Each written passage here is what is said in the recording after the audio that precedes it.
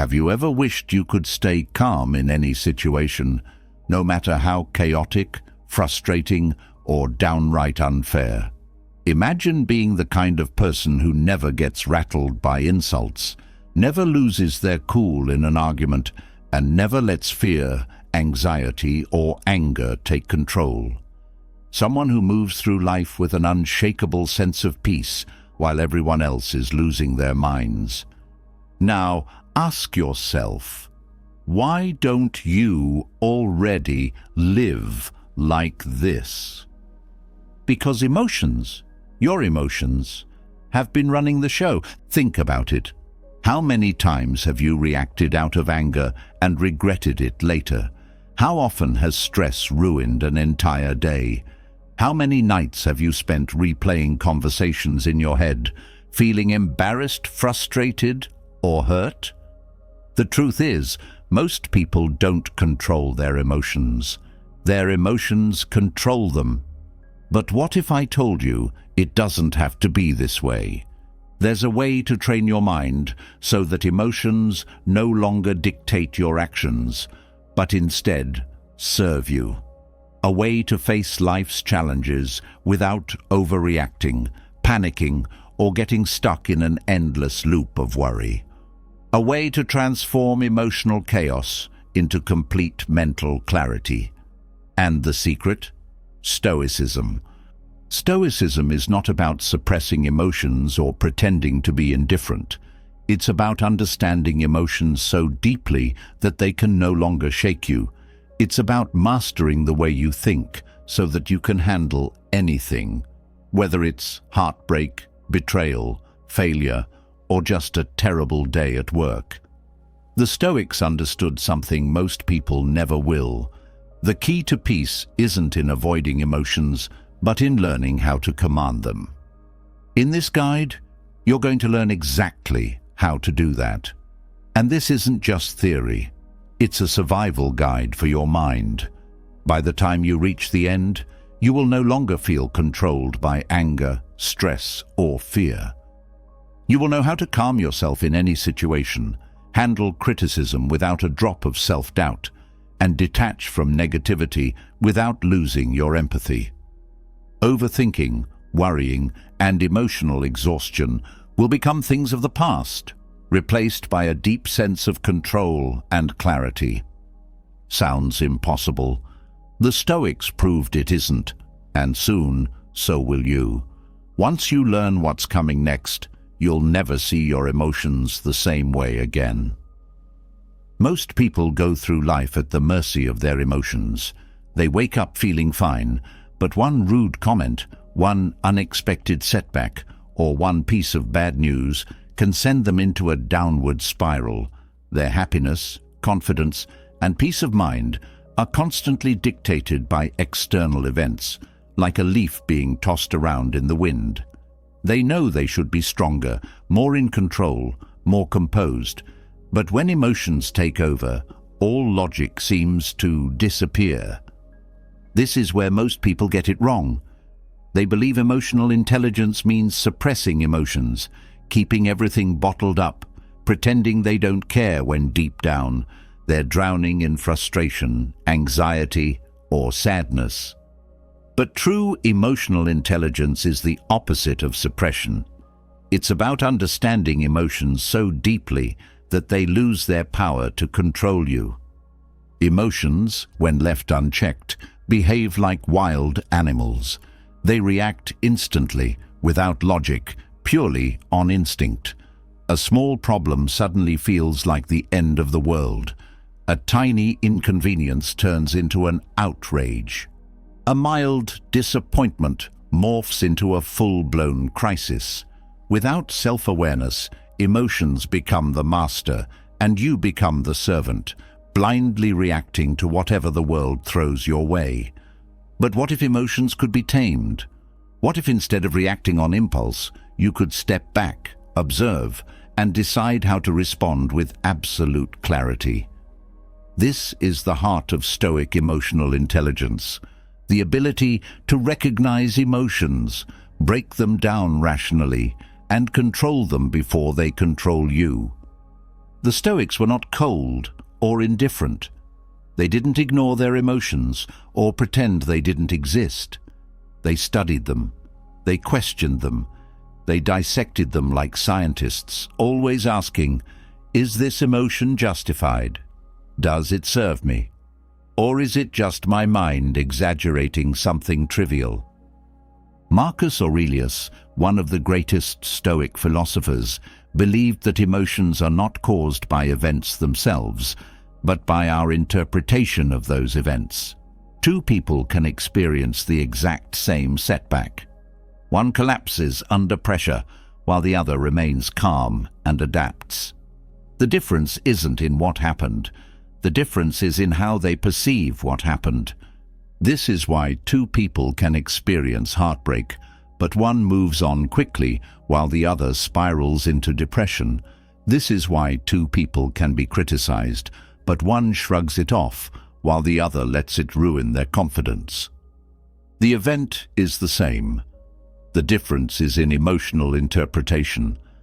So, how do you change the way you interpret emotions?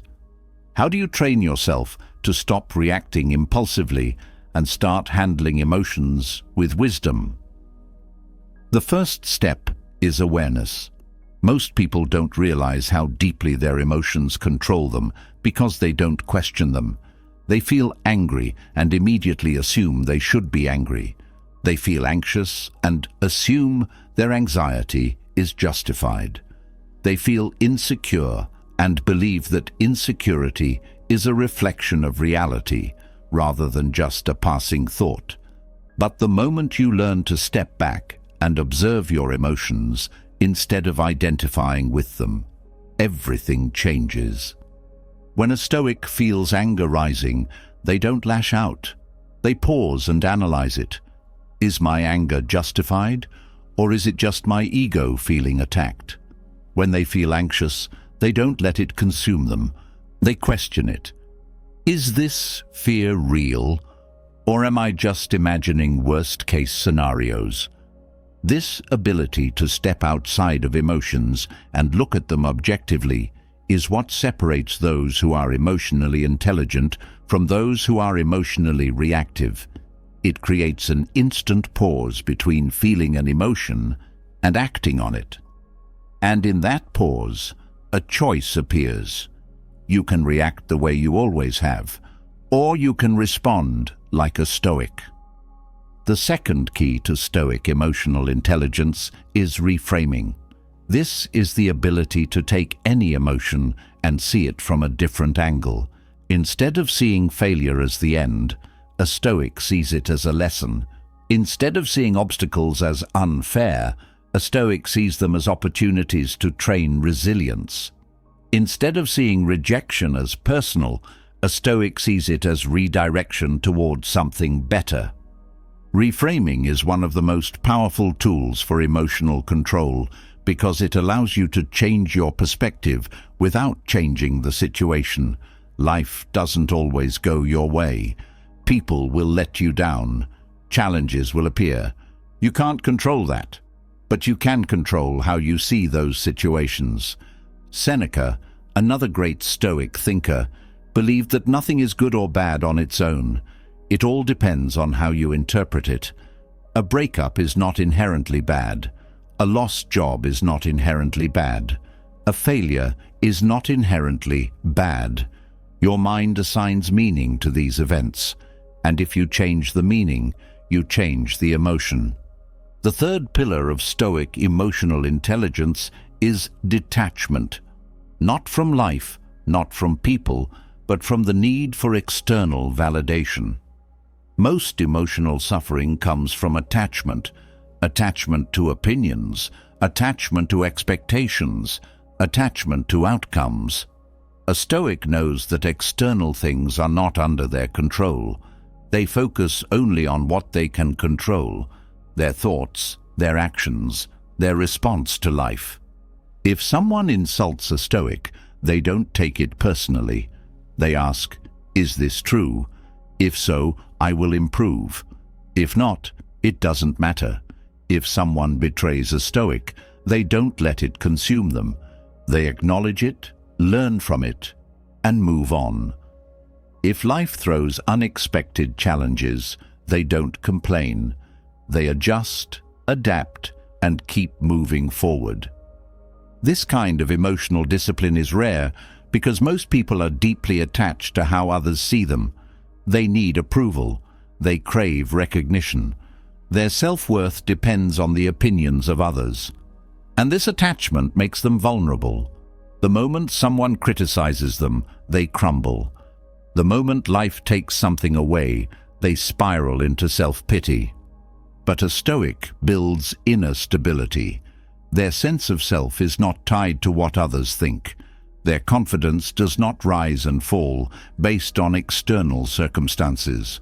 They remain grounded, steady, immovable, because they have mastered detachment. The fourth and final key to Stoic emotional intelligence is deliberate practice. This is not something you learn once and master overnight. It takes repetition. It takes constant self-awareness. It takes daily effort to challenge old emotional habits and replace them with rational thinking. The Stoics practiced emotional control through journaling, writing down their thoughts, reflecting on their reactions, analyzing their emotions like an outsider. They practiced it through meditation, not in the modern sense, but in the sense of mentally preparing for difficulties before they happened.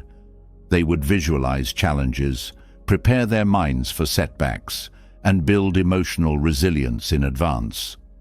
Every time a Stoic faced adversity, they used it as training.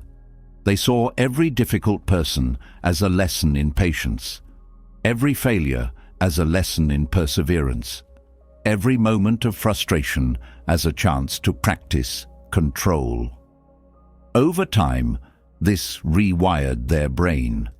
Instead of reacting emotionally, they responded with wisdom. Most people spend their entire lives chasing external things, money, status, relationships, believing that happiness comes from what they have. The Stoics knew better. True happiness, true peace, true freedom comes not from what you have, but from how you think. And when you master your emotions, you master life. This is not philosophy for the sake of philosophy. This is a roadmap to mental clarity, emotional strength, and complete control over how you experience the world. Most people will never learn this. Most will remain prisoners of their emotions, reacting impulsively, suffering unnecessarily. But you don't have to be like most people. You now hold the key to a mind that is unshakable, untouchable, and completely at peace. The only question is, will you use it? A mind without control is a mind in chains. The person who lacks self-command is not free.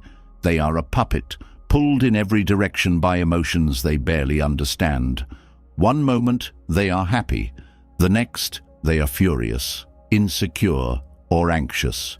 All because of something external they have no power over. Their peace is fragile, their reactions automatic. They believe they are making choices, but in reality, their emotions are making choices for them. The Stoics saw this as the greatest weakness of all.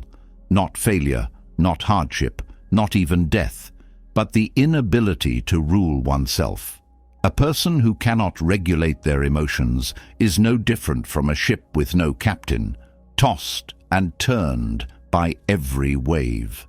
And yet, most people go through life this way, completely unaware that they have the power to change it. But self-control is not about fighting emotions or pretending they don't exist. It is about reclaiming authority over the mind. It is about breaking the illusion that emotions are uncontrollable forces and learning to master them with clarity and precision. The Stoics did not strive to be emotionless. They strived to be deliberate, to feel everything, but to be ruled by nothing, to remain composed, no matter what storms arise. Most people spend their lives reacting. They move through the day at the mercy of whatever emotions happen to surface. If someone offends them, they lash out or stew in resentment. If things don't go as planned, they panic, complain, or spiral into self-pity. If life challenges them, they break down instead of adapting. They think this is normal because it's how most people behave. But common behavior is not the same as intelligent behavior. Just because most people are ruled by their emotions does not mean it is the only way to live. To the Stoics, reacting is weakness. It means surrendering control. It means letting external forces dictate inner peace. Every time a person explodes in anger, indulges in self-doubt, or crumbles under stress, they are handing over their power to something outside of them. They are allowing emotions to take the reins and decide their actions. And when emotions decide, regret follows. This is why mastery of self-control is the greatest strength a person can develop. It is not about being cold, indifferent, or detached. It is about standing so firmly in one's own mind that no external event has the power to shake it. It is about recognizing emotions as they arise, but refusing to be ruled by them. It is about maintaining clarity even when the world around is chaotic. Self-control is the foundation of emotional intelligence. It is what separates those who live deliberately from those who are tossed around by impulse. It is the key to peace, confidence, and resilience. But it is not something that can be learned in theory alone. It must be practiced, refined, and reinforced every day until it becomes second nature. A person who has mastered self-control is immune to manipulation. They cannot be provoked into anger because they choose their responses instead of allowing others to dictate them. They cannot be made anxious by uncertainty because they understand that their thoughts, not circumstances, create fear. They do not give in to impulses that sabotage them because they have trained their minds to act with intention rather than instinct. They move through life with quiet power, completely in control of themselves, in a world where most people are controlled by everything around them. But reaching this level of control is not easy. The mind, left untrained, is wild. It craves comfort, avoids discipline, and clings to habits that bring immediate relief but long-term regret. It reacts instead of thinking. It panics instead of adapting. It makes decisions based on fear, insecurity, and short-term pleasure rather than reason, patience, and wisdom. And if it is never disciplined, it will continue to dictate behavior in ways that lead to suffering. A Stoic does not accept this. They train the mind as one trains the body, through consistent, deliberate effort. They practice pausing before reacting. They train themselves to recognize emotions as they arise and create space between feeling and action. They do not act impulsively because they have learned that the first reaction is almost always the wrong one. They have developed the discipline to step back, assess the situation logically, and respond with wisdom instead of instinct. This ability to pause is one of the greatest weapons a person can develop. Most of life's regrets come from acting too quickly, saying things in anger that cannot be taken back, making choices out of fear that lead to worse outcomes, reacting to problems with panic instead of patience. But if a person can create even a few seconds of space between emotion and action, they regain control. They override the automatic reaction and replace it with a deliberate choice. And over time, this habit becomes so ingrained that they are no longer controlled by emotions at all. The second tool of self-control is understanding the source of emotions. Many people think emotions just happen to them, but in reality, every emotion has a root cause, a thought. Fear, anger, sadness, frustration. These do not appear randomly. They come from beliefs, interpretations, and expectations. If a person believes they deserve constant validation, They will become frustrated when they do not receive it. If they believe they must control everything, they will panic when things go wrong. If they believe people must always be fair, they will be constantly angry at reality. A Stoic questions these beliefs. They understand that the mind creates emotions through interpretation, not through events themselves. And because interpretations can be changed, emotions can be controlled. If frustration comes from the belief that things should go a certain way, then changing that belief dissolves the frustration.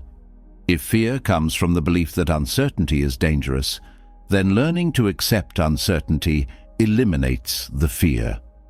A person who understands this no longer lets emotions control them, because they know that by adjusting their thoughts, they can reshape their feelings. The third pillar of self-control is embracing discomfort. Most emotional reactions are attempts to escape discomfort. Anger is an attempt to overpower discomfort. Fear is an attempt to avoid risk.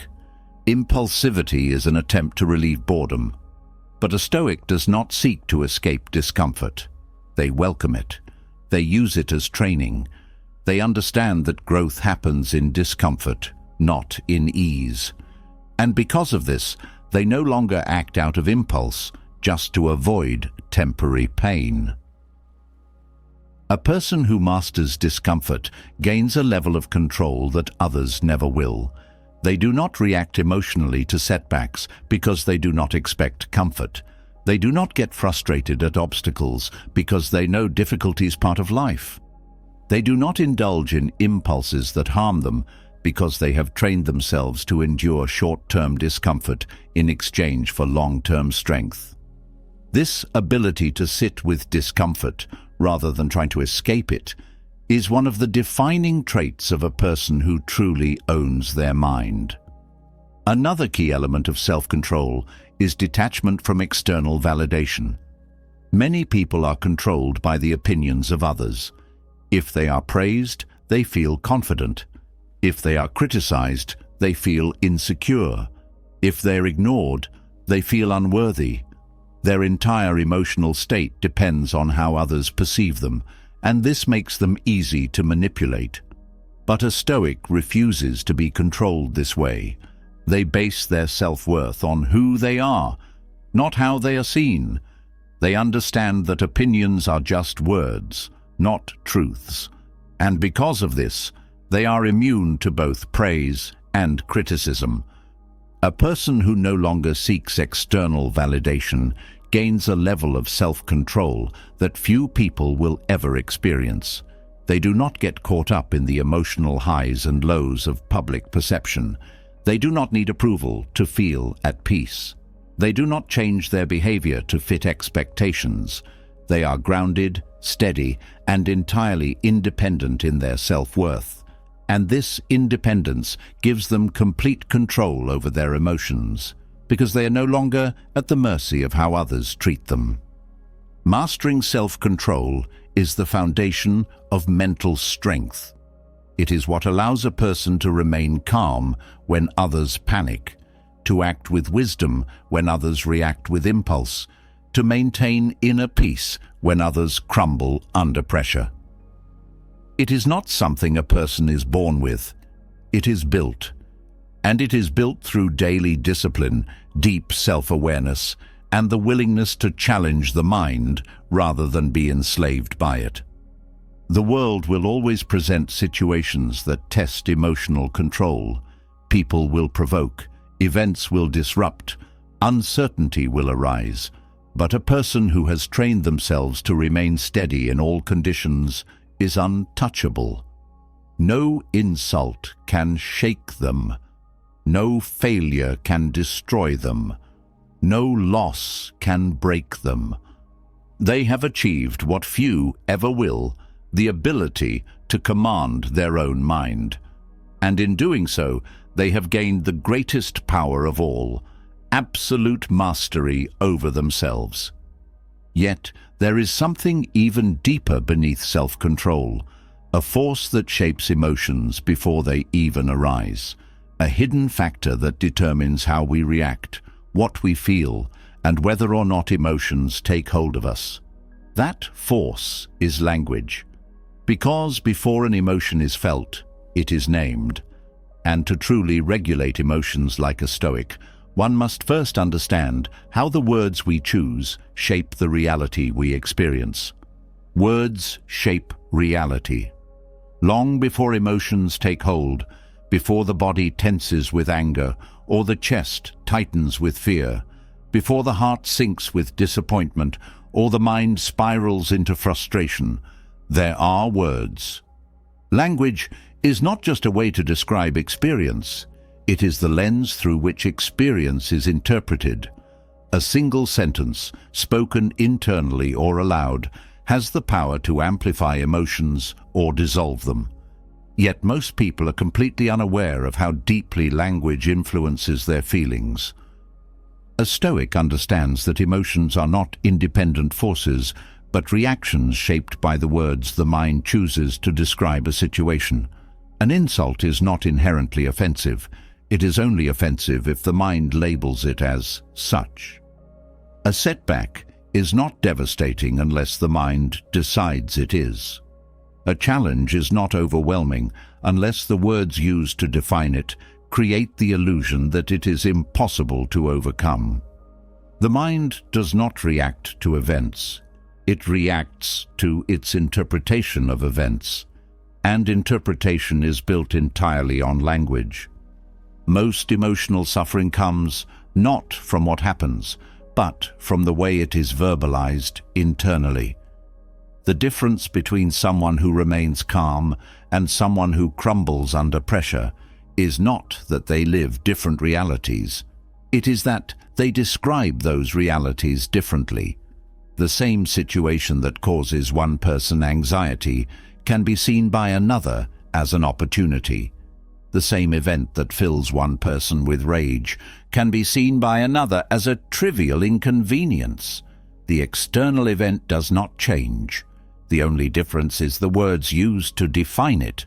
Language is a tool, but it can also be a trap. It can reinforce emotional chaos or dissolve it. It can exaggerate suffering or neutralize it. It can either distort reality into something unbearable or clarify it into something manageable. A Stoic understands this and chooses words carefully, knowing that every phrase, spoken or unspoken, has consequences. The first way language shapes emotional responses is through labeling. The words used to define an experience determine how the mind reacts to it.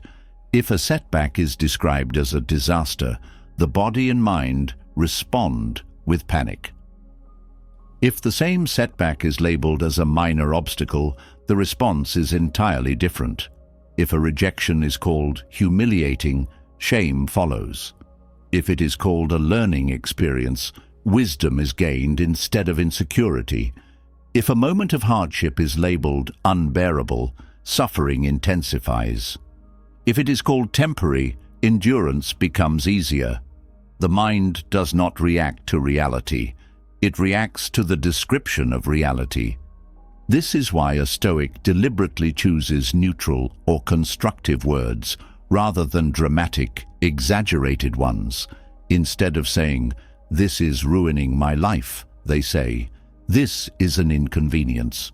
Instead of, "I can't handle this," they say, "This is difficult, but I will figure it out." Instead of, "This is unfair," they say, "This is unexpected, but I will adapt." These are not empty affirmations. They are accurate, controlled descriptions of events. They strip away unnecessary drama, allowing reason to take the lead instead of emotion. Another way language shapes emotions is through internal dialogue. Every person has an ongoing conversation with themselves throughout the day, narrating experiences, making judgments, and reinforcing beliefs. But most people never question this dialogue. They assume their thoughts are simply a reflection of reality, when in fact, they are often distorted interpretations of reality shaped by habitual language. If a person constantly tells themselves they are overwhelmed, they will feel overwhelmed. If they repeatedly say they are unlucky, they will interpret events in a way that reinforces this belief.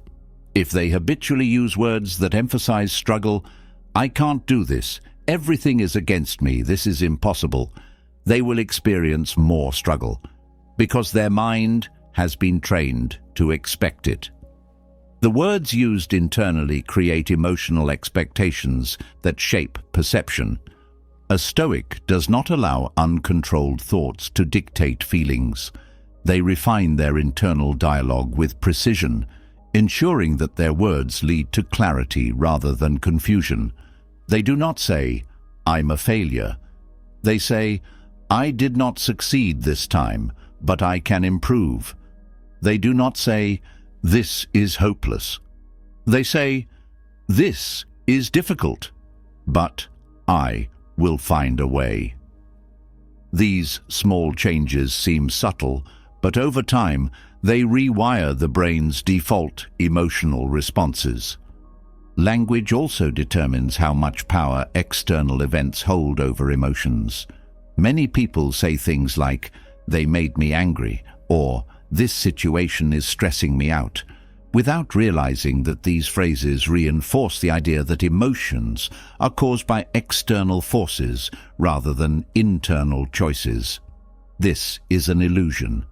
A Stoic understands that emotions are self-generated. No one makes another person angry. Anger is the result of an internal interpretation of an event. No situation causes stress. Stress arises from how a situation is framed in the mind. By changing language, a Stoic regains control. Instead of saying, "They made me upset," they say, "I allowed myself to react with frustration."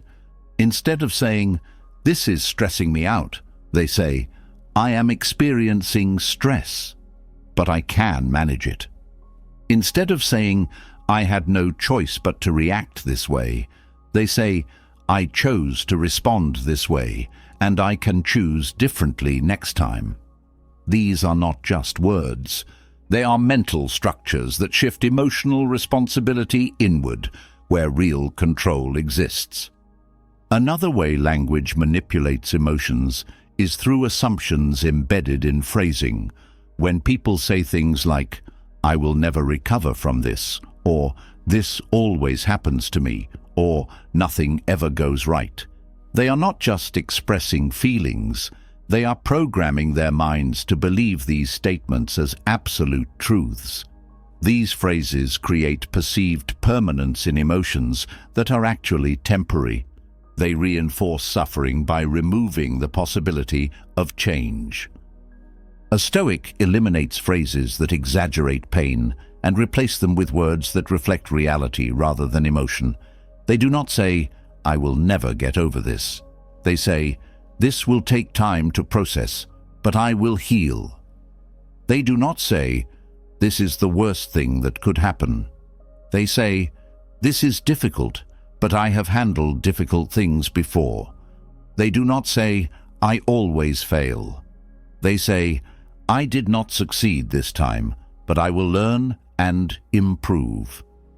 This disciplined use of language prevents emotions from escalating into unnecessary suffering. Words also shape emotional endurance. When people use language that frames hardship as unbearable, they create resistance, which intensifies suffering. If a person believes pain must be avoided at all costs, they will struggle deeply when faced with it. If they use language that describes pain as part of growth, they will experience it differently. A Stoic does not say, "I can't stand this." They say, "This is uncomfortable, but discomfort is temporary." They do not say, "I shouldn't have to deal with this." They say, "Life presents challenges, and I am capable of handling them." These simple shifts make the difference between breaking under pressure and becoming stronger through adversity. Beyond shaping emotions in the moment, language also dictates long-term emotional patterns. a person who constantly verbalizes stress, struggle, and negativity, trains their mind to expect these emotions. A person who deliberately chooses neutral or constructive language trains their mind for resilience and stability. The Stoics understood this deeply, which is why they practiced verbal discipline. They did not allow careless words to distort reality. They did not indulge in exaggerated self-pity or emotional storytelling. They spoke with precision, ensuring that their language led to wisdom, not suffering. The true power of language is its ability to dictate perception. No event carries inherent meaning. No experience is automatically negative or positive. Meaning is assigned through words. And once meaning is assigned, emotions follow. A person who masters language masters emotions because they gain control over the narratives that shape reality. Those who fail to recognize this remain trapped. They will continue to suffer, not because life is cruel, but because their own words have framed reality in a way that guarantees suffering. Those who understand it, however, gain a kind of freedom most people will never experience. They no longer live in emotional reaction to words they have not examined. They no longer allow careless phrases to dictate their mental state. They no longer suffer because of narratives that they have the power to rewrite. This is not just philosophy. It is a method of transforming life at its core. And those who apply it will quickly discover that emotional freedom is not about avoiding pain or suppressing feelings. It is about choosing language so precisely that suffering cannot take root. But this mastery must extend beyond personal emotions. It must also be applied to how we navigate communication with others. Because just as language shapes our own emotions, it also shapes how we engage with the world. And in a time where words spread faster than ever, the ability to control them is the difference between wisdom and recklessness. The way people interact has changed more in the past 2 decades than in the past 2 millennia. The rise of the digital world has created new ways to communicate, share ideas, and build relationships, but it has also given rise to new emotional challenges. Conversations that once required face-to-face interaction are now exchanged through text, social media, and anonymous comment sections. Words that once carried the weight of direct human connection are now fired off in seconds, often without thought, without restraint, and without consequence. The result is a world where emotional reactions are amplified, misunderstandings spread like wildfire, and people find themselves caught in endless cycles of stress, outrage, and validation seeking. A Stoic does not view the digital world as a problem, but as a test of self-mastery. The internet is neither good nor bad. It is a tool. And like any tool, it can be used constructively or destructively. It can elevate the mind or enslave it. It can create clarity or chaos. It can offer wisdom, or it can pull a person into an endless loop of frustration, comparison, and wasted energy. The difference lies in how one interacts with it. Many people enter the digital world without awareness. They react to notifications as if they were commands. They engage in arguments as if they were battles to be won. And they scroll endlessly as if searching for something they cannot name. They are not in control of their digital experience. They are controlled by it. They check their devices compulsively, not because they need to, but because they have trained themselves to crave constant stimulation. Their emotions fluctuate based on likes, shares, and comments, not because these things have real significance, but because their minds have been conditioned to assign importance to them.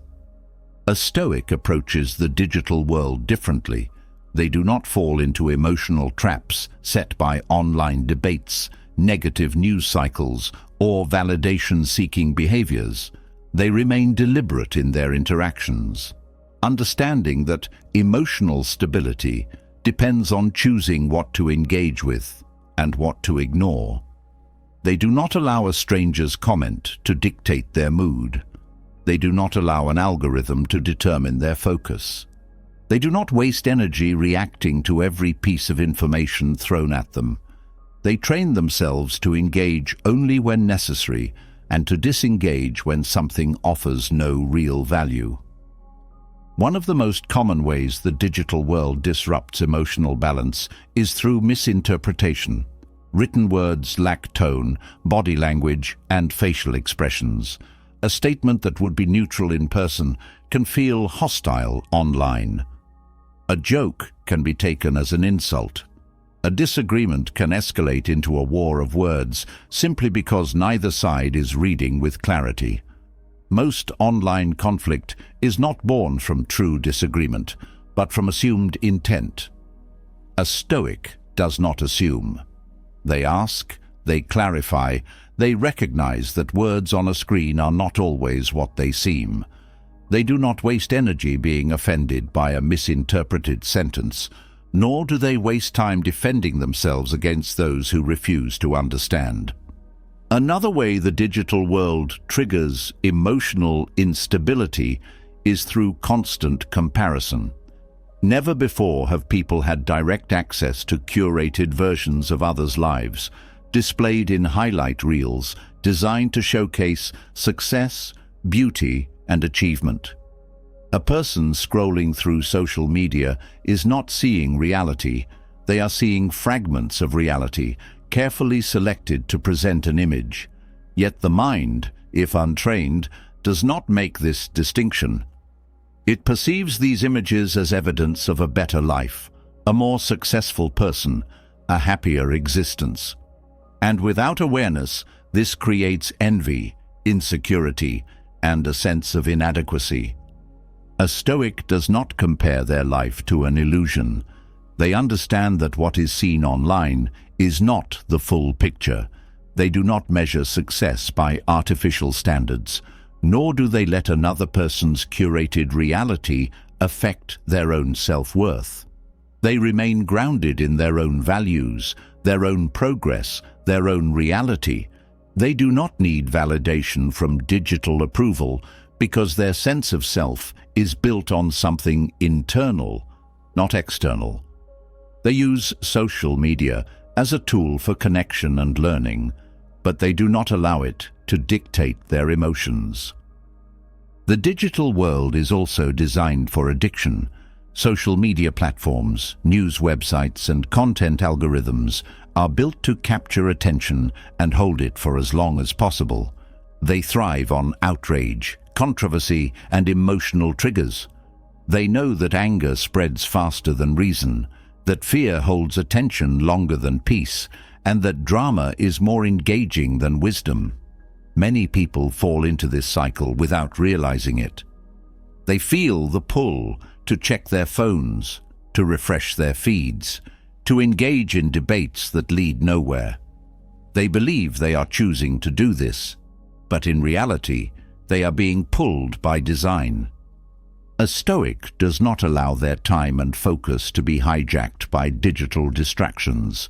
They are aware of how these systems work, and they train themselves to resist compulsive engagement. They do not scroll mindlessly. They do not consume news without discernment. They do not waste hours reacting to things that do not deserve their attention. They set clear boundaries for digital consumption, ensuring that their mind remains sharp, their emotions remain stable, and their time is spent on things that actually matter. One of the greatest tests of emotional control in the digital world is how one responds to criticism. The internet has given everyone a voice, but it has also given rise to a culture of hostility where negativity is amplified and personal attacks are common. Many people feel emboldened behind a screen, saying things they would never say in person. They insult, provoke, and seek reactions. And for those who are unprepared, this can be deeply unsettling. A single rude comment, a false accusation, or an unfair judgment can cause anger, frustration, or self-doubt. A Stoic does not engage in meaningless battles. They do not waste energy defending themselves against those who argue in bad faith. They do not react emotionally to insults because they recognize an insult only has power if it is accepted. They do not feel the need to correct every false statement, nor do they seek approval from people who do not know them. They understand that the opinions of strangers hold no real value unless they choose to assign value to them. They choose their battles wisely, and most of the time, they choose to walk away. There is also the challenge of information overload. The digital world provides access to more knowledge than ever before, but too much information can be as dangerous as too little. When a person consumes endless streams of data, opinions, and updates, their mind becomes cluttered. They struggle to focus. They become anxious about events they cannot control. They mistake constant exposure for wisdom, when in reality, excessive information often leads to confusion rather than clarity. A Stoic is selective in what they consume. They do not feel the need to be aware of everything, only what is useful, relevant, and within their control. They filter out noise.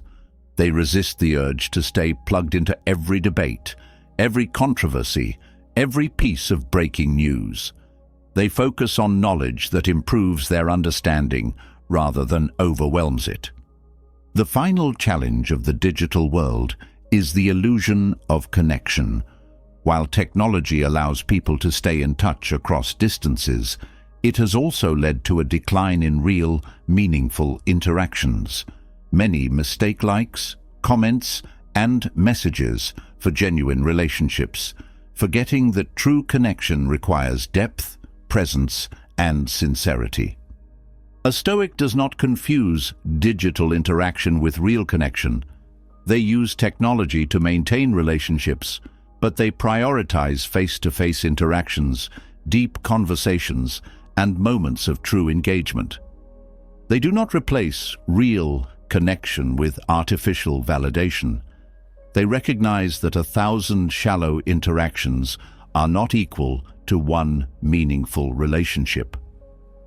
The modern world presents new challenges, but the principles of Stoicism remain timeless. Self-mastery does not change with technology. Emotional control is not outdated. The ability to remain calm, focused, and deliberate is as essential in the digital world as it was in ancient times. The difference is that now the test is constant. The distractions are stronger, the triggers are more frequent, the noise is louder, but the solution remains the same: awareness, discipline, and self-control. Those who master these will navigate the digital age with clarity, while those who do not will remain caught in an endless cycle of reaction, comparison, and distraction. The choice is always present, and the ones who recognize this choice will always have the advantage. Yet, not all emotions triggered by the digital world are loud and obvious. Some are subtle, creeping in through disappointment, rejection, or unexpected setbacks. There is a difference between anger and disappointment, frustration and deep sadness. And understanding how to process these emotions separately is the next step toward mastering Stoic resilience. Emotional mastery is not just about control, it is about understanding. A person cannot regulate what they do not recognize, nor can they free themselves from emotions they do not fully comprehend. Many believe negative emotions are a single force, an enemy to be resisted or suppressed. But this approach is flawed. Not all emotions function the same way, and not all require the same response. To gain true mastery, one must learn to distinguish between emotions that demand restraint and emotions that demand reflection. Anger and disappointment are often mistaken for one another, yet they are entirely different experiences. Anger is explosive, outward-facing, immediate. It demands a reaction, a response, a confrontation. It arises when one perceives an injustice, a personal offense, or an obstacle blocking their desires. It is fueled by a sense of entitlement to control, the belief that people should behave a certain way, that events should unfold in a specific manner, and that anything outside of this expectation is a violation that must be corrected. Disappointment, on the other hand, is quiet, inward-facing, lingering. It does not demand action, but rather it sinks into the mind like a weight. It is the result of unmet expectations, of desires that were not fulfilled, of hope that did not materialize into reality. Unlike anger, which flares up and seeks immediate expression, disappointment does not erupt. It settles. It lingers in silence, in thoughts replayed, in quiet moments of reflection that turn into resignation. A Stoic does not react to emotions blindly. They analyze before they act.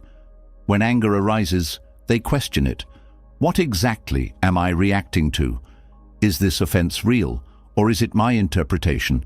Do I truly need to respond, or is my ego demanding validation?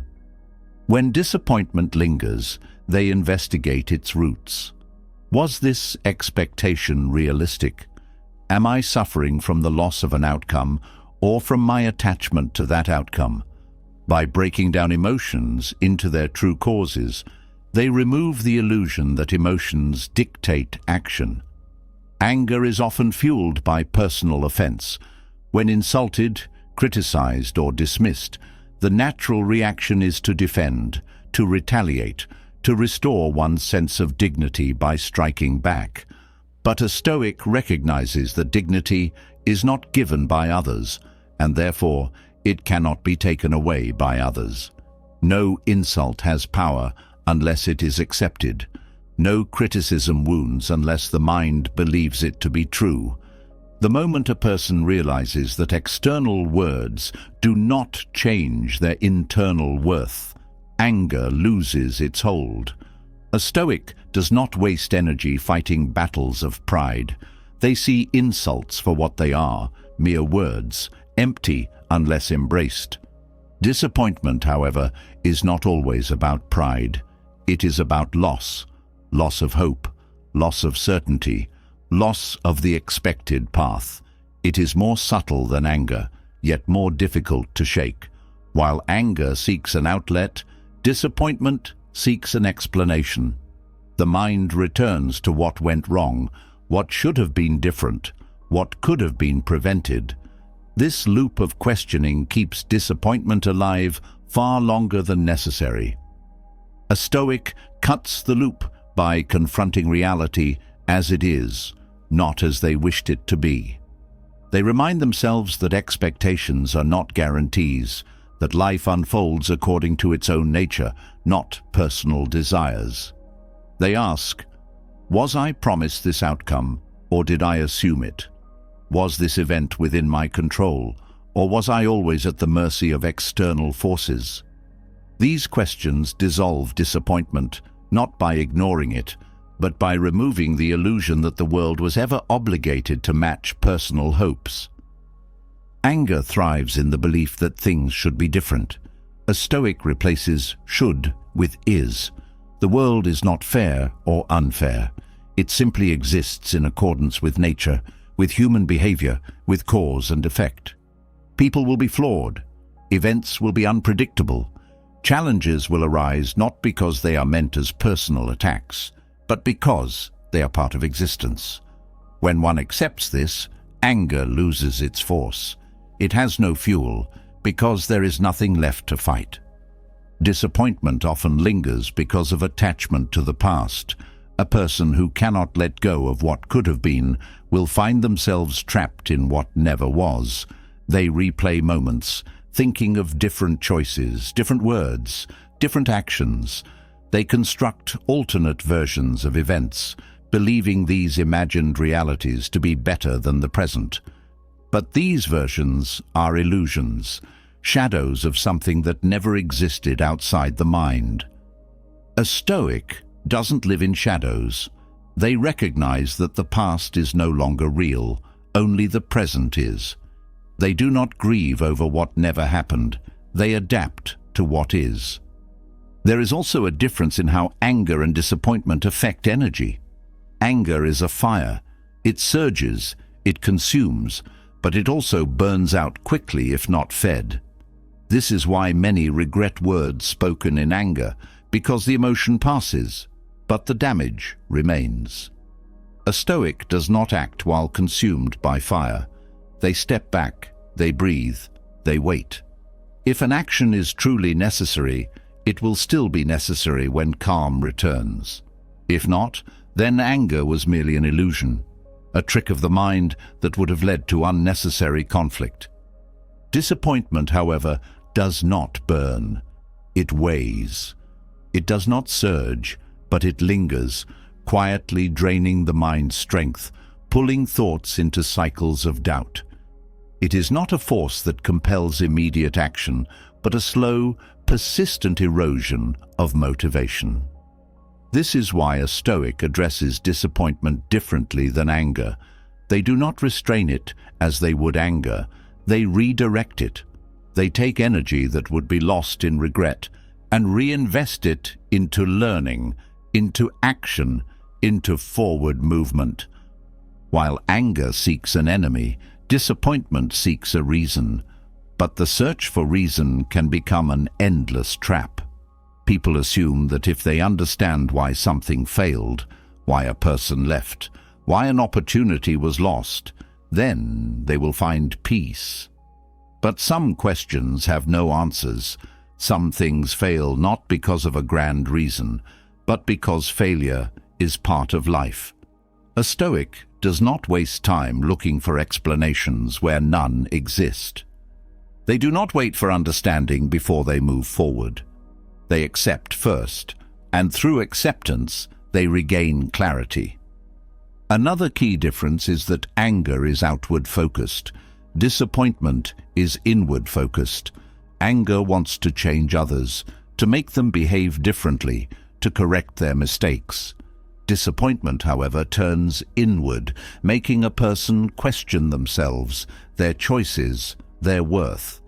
If left unchecked, it leads to self-doubt, withdrawal, and emotional paralysis.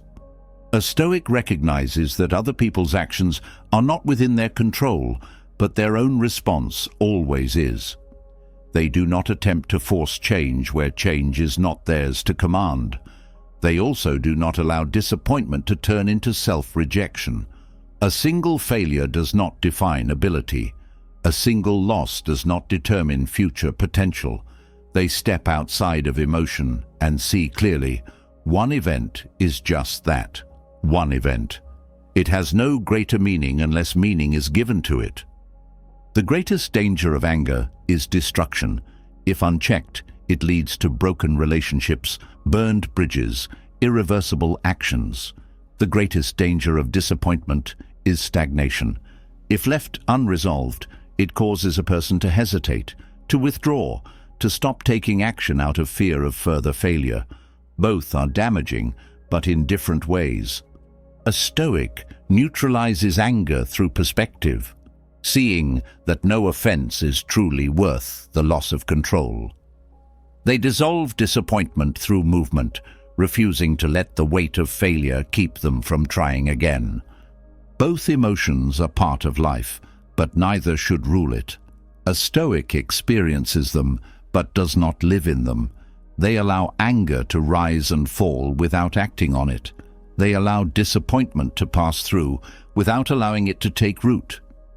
They remain steady, composed, untouchable, not because they do not feel, but because they do not let emotions decide their path.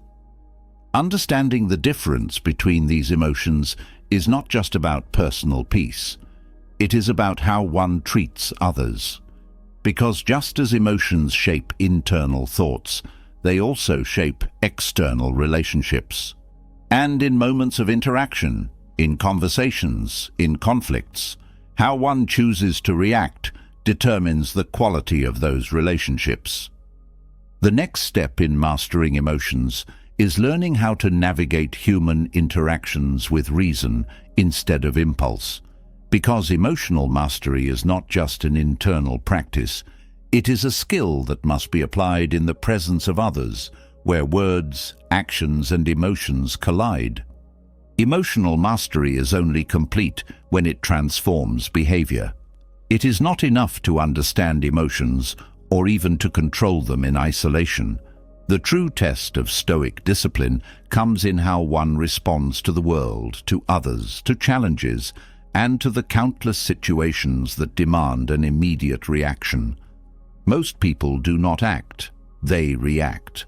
Their behavior is dictated by emotions, not reason.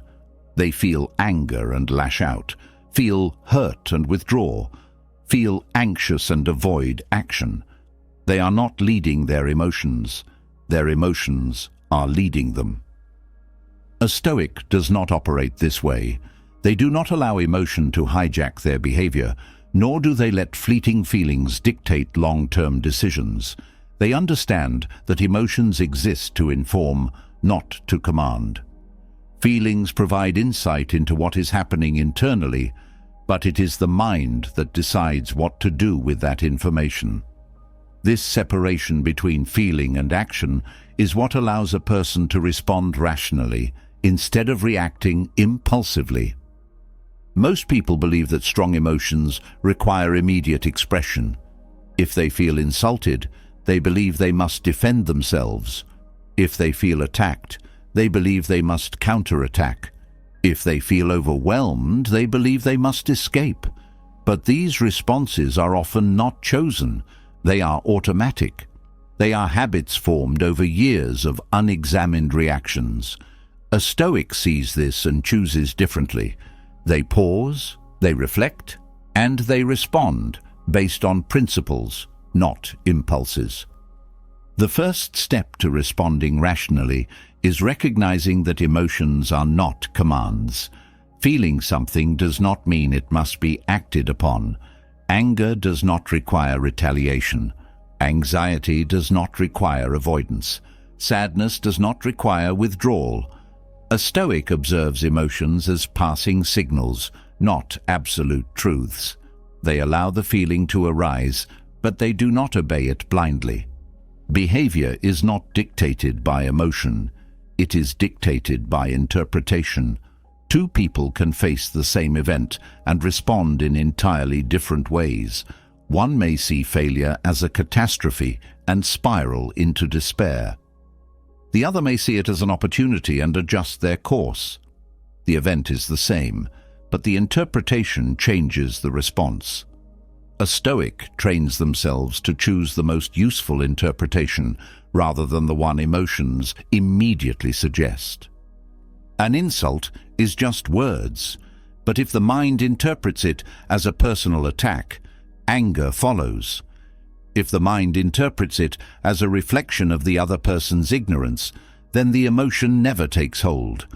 A setback is just an event, but if the mind interprets it as proof of failure, disappointment grows. If it is seen as a lesson, resilience builds instead. A Stoic does not accept the first interpretation emotion presents. They examine, question, and reshape it until it serves them. Many react to emotions as if they are inevitable, but emotions are shaped by thoughts. Change the thought, and the emotional response changes with it. This is why Stoics practice detachment from first reactions. They do not assume their feelings are correct just because they feel strong. They step back and ask, is this interpretation serving me? Is this response aligned with reason? Is this action necessary, or am I simply reacting without thinking? Most emotional reactions come from unquestioned expectations. People expect to be treated fairly, so they become angry when they are not. They expect things to go as planned, so they panic when they do not. They expect success to come easily, so they become frustrated when challenges arise. A Stoic eliminates unnecessary expectations, understanding that the world is not obligated to align with personal desires. They do not demand fairness, predictability, or ease. Because they expect challenges, they are never emotionally unprepared. A rational response requires patience. Impulse demands immediate action, but wisdom waits. A Stoic trains themselves to pause before responding. Even a few seconds of hesitation is enough to prevent regret. They do not make decisions in moments of heightened emotion because they know that an emotional mind is a biased mind. They wait for clarity, and only then do they act. A person who reacts without thinking is easily manipulated. They can be provoked into anger, lured into conflict, or distracted by emotional bait. But a Stoic is immune to manipulation because they control their responses. They do not allow others to dictate their behavior. They do not get pulled into arguments they did not choose. They do not defend themselves against baseless accusations. They respond only when necessary, and even then, only in a way that aligns with their values. Rational behavior is not about suppressing emotions. It is about directing them. A Stoic does not avoid feeling. They simply ensure that their feelings do not override their principles. They may feel frustration, but choose patience. They may feel insulted, but choose dignity. They may feel doubt, but choose action. Their emotions exist, but they do not govern them. Impulse weakens discipline. Every time a person reacts emotionally without restraint, they reinforce the habit of being controlled rather than in control. Every time they resist an emotional reaction and respond with reason. Instead, they strengthen the habit of self-command. Over time, these small moments of restraint accumulate into unshakable discipline. A rational response requires understanding what is within control. Many react emotionally because they attempt to change what they cannot. They try to force others to act differently, to demand reality conforms to their wishes, to insist that events unfold in a specific way. A Stoic focuses only on what is within their power, their thoughts, their actions, their responses. They do not waste energy on battles that cannot be won. A key to rational behavior is emotional neutrality. While most are carried by highs and lows, a Stoic maintains stability. They do not over-celebrate success because they know circumstances change. They do not despair in failure because they know growth comes through hardship. They do not allow their mood to be dictated by external conditions. This neutrality is not indifference, it is balance.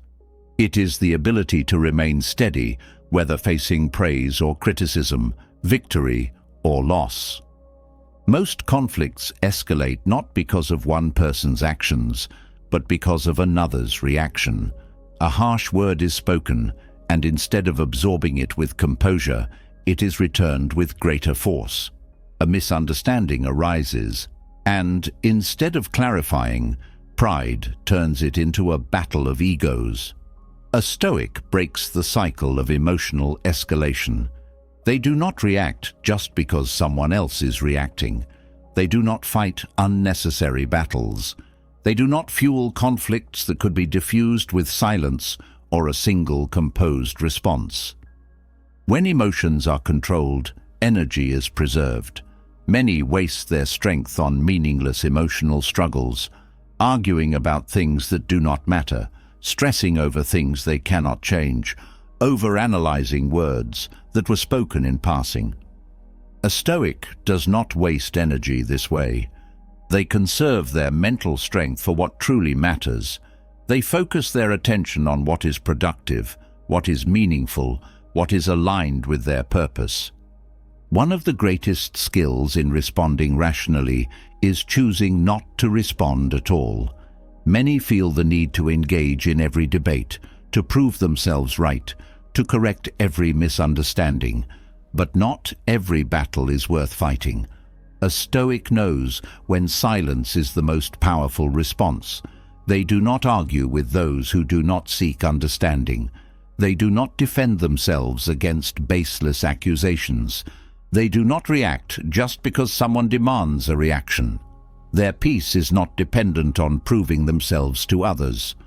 The modern world encourages immediate reaction. Social media rewards outrage, news cycles amplify fear, and conversations are driven by impulse rather than thought. But a Stoic does not participate in this emotional chaos. They remain steady, deliberate, rational. They do not give in to the need for immediate validation. They do not let the noise of the world dictate their inner state. The greatest power a person can have is the ability to act instead of react, to move through the world with clarity instead of impulse, to respond to challenges with wisdom instead of fear, to face conflict with composure instead of aggression. This is not something that happens by accident. It is a choice, reinforced daily, until it becomes an unshakable habit. Emotional mastery does not end with personal behavior. It extends into every interaction, shaping how one raises children, how one leads, how one teaches. The next level of Stoic practice is applying these lessons to those who depend on us. Because true mastery is not just about personal discipline, it is about passing down strength to the next generation. True mastery of emotional resilience is not just a personal pursuit, it is a responsibility. Strength of mind, clarity of thought, and emotional stability should not die with the individual.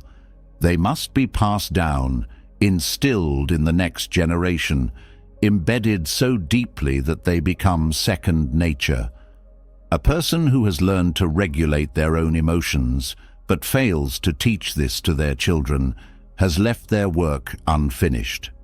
The real test of wisdom is not whether one can apply it alone, but whether they can cultivate it in those who will shape the future.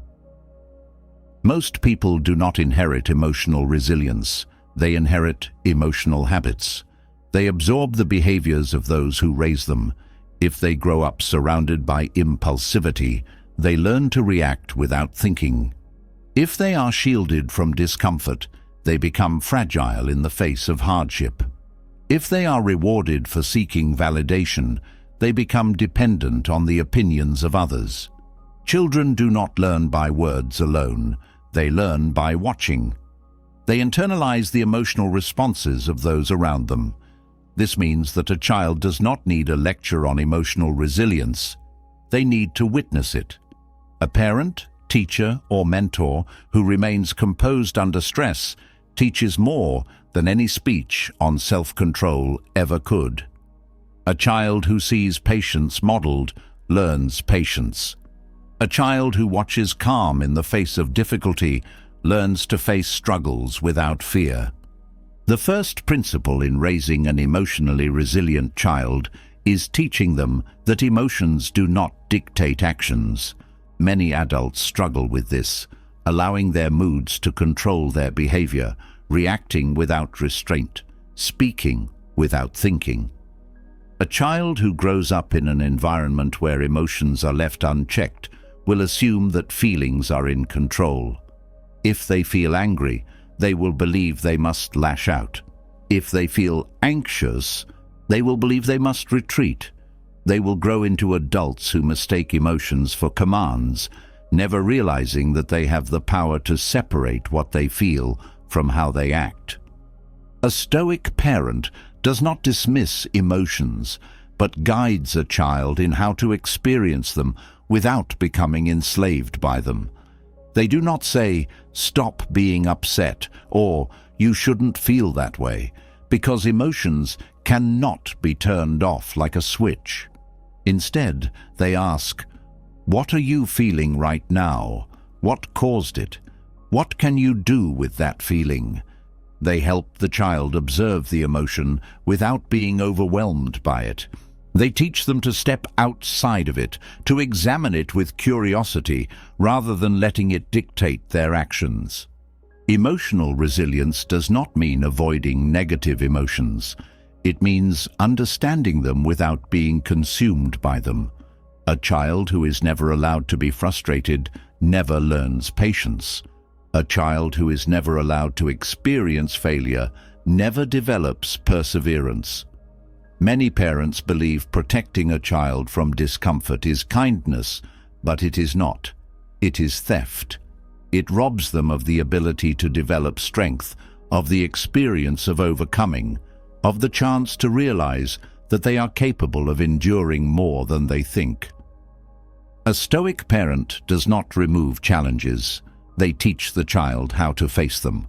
When a child struggles, the instinct may be to step in, to solve the problem, to remove the difficulty. But if every difficulty is removed, the child never learns how to navigate hardship on their own. They become adults who collapse at the first sign of resistance. Instead of stepping in, a Stoic parent asks, "How will you handle this?" They guide, they encourage, but they do not interfere in ways that make the child dependent on rescue. A critical part of emotional resilience is teaching a child to separate themselves from external validation. Many children grow up believing their worth is determined by others, by praise, by grades, by approval.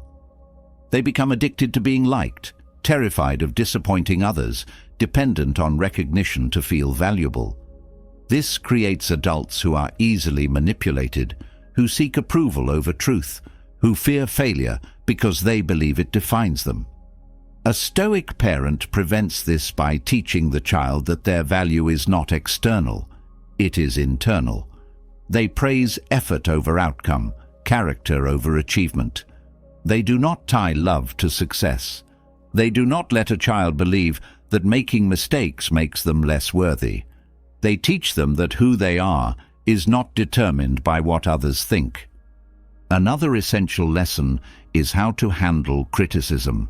Many people react to criticism with anger, defensiveness, or self-doubt. This is because they were never taught that criticism is not an attack. It is information. A Stoic parent teaches a child to ask, "Is this criticism true? If it is, then there is something to learn. If it is not, then it holds no weight." They do not let their child believe that criticism must be feared.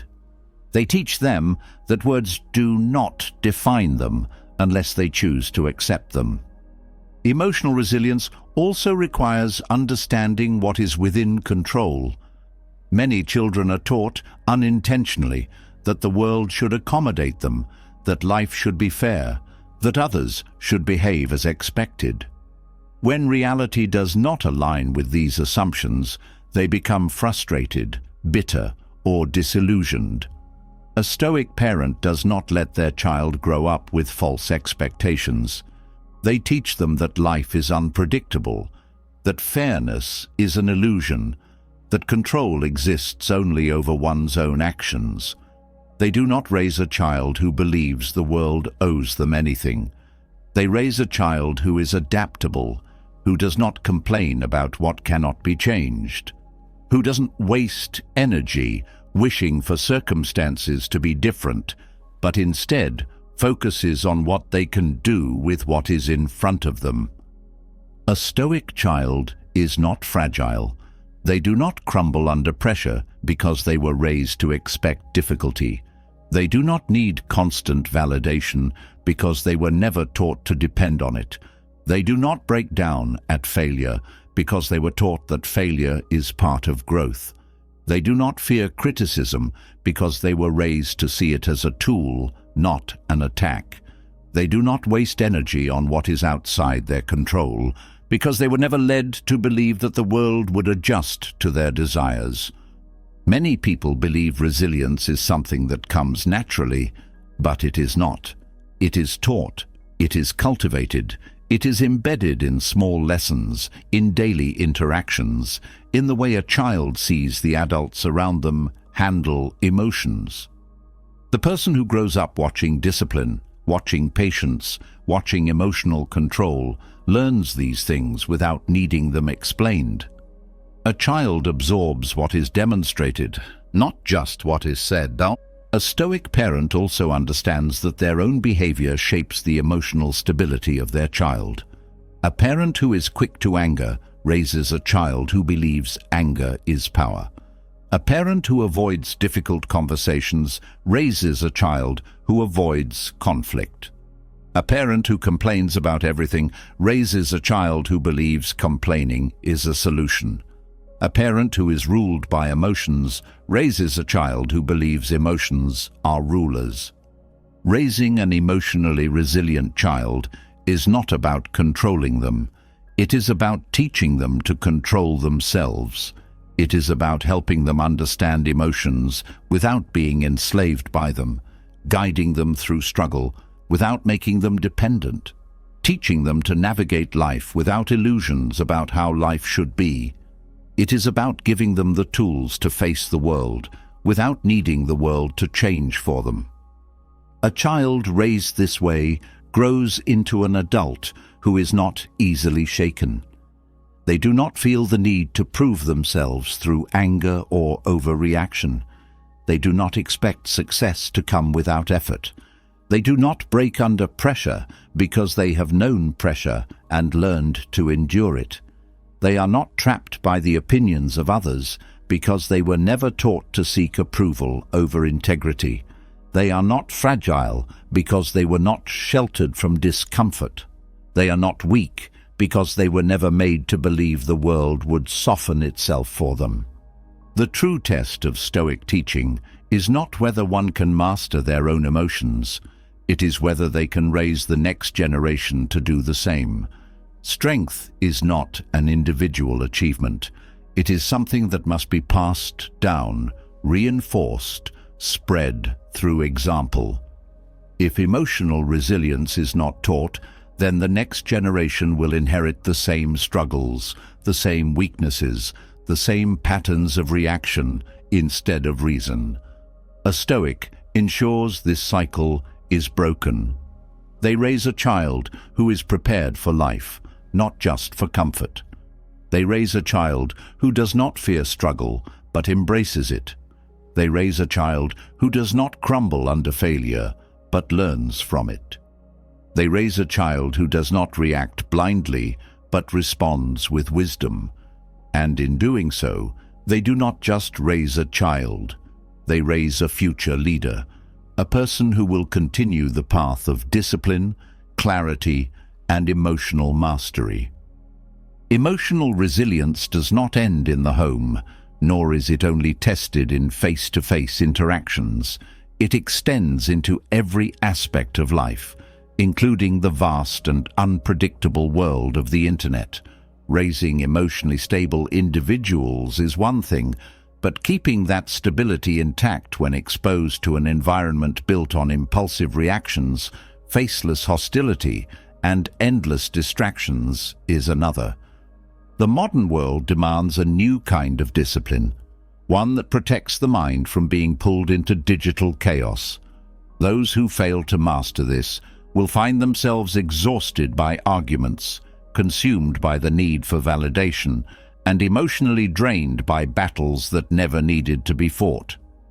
Anonymity has given people the freedom to speak without consequence, and while this can be used for good, allowing people to express ideas freely, it has also created a culture of hostility, where many say things they would never dare to say in person.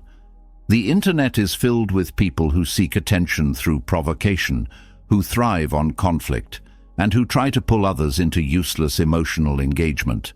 Many fall into this trap, responding to insults, correcting strangers, defending themselves against people who have no interest in understanding them. But a Stoic does not waste energy this way. The first step in maintaining emotional control online is understanding what is worth responding to and what is best ignored.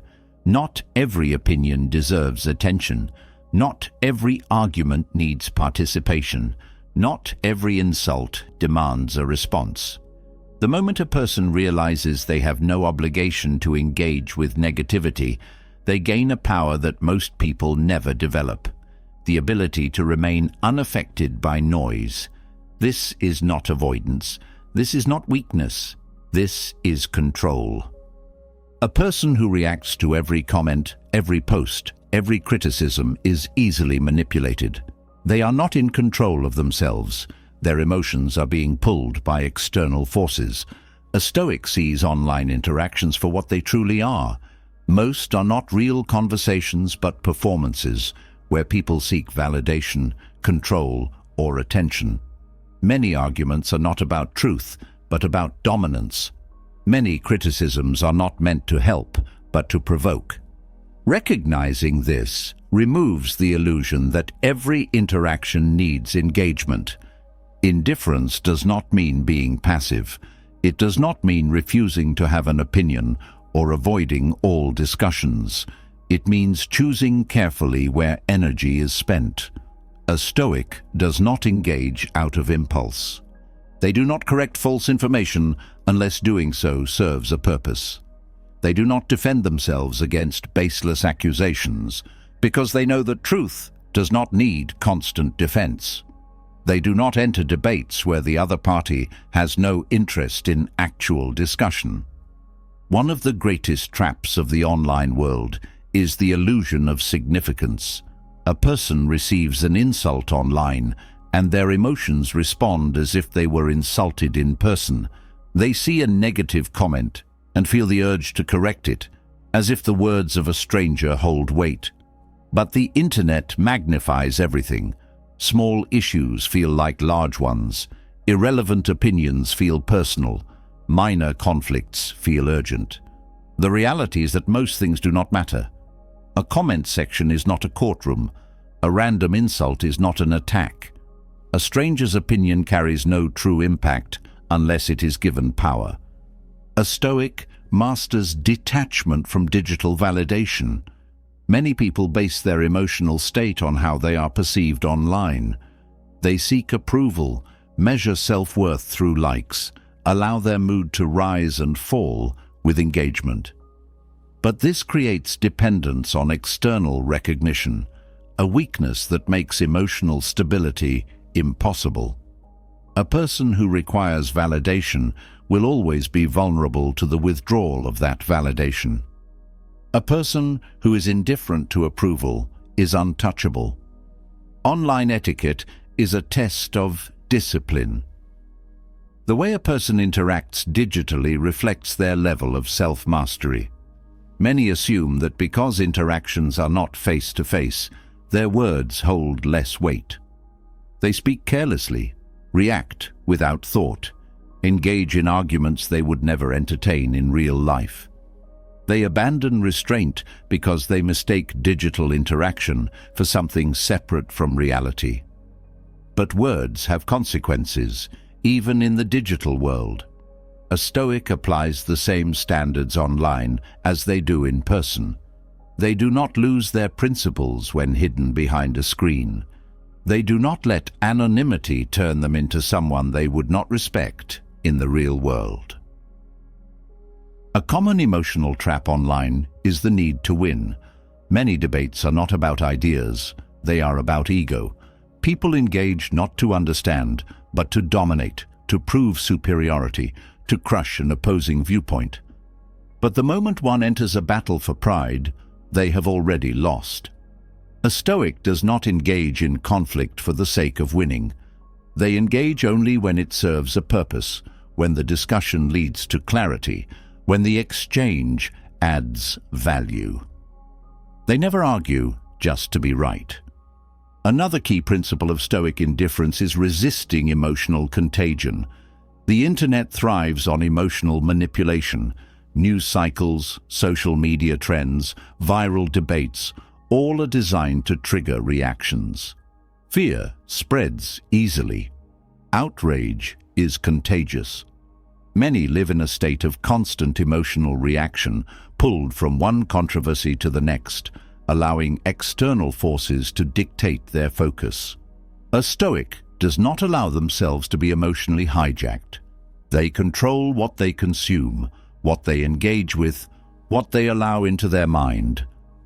They do not participate in mass outrage.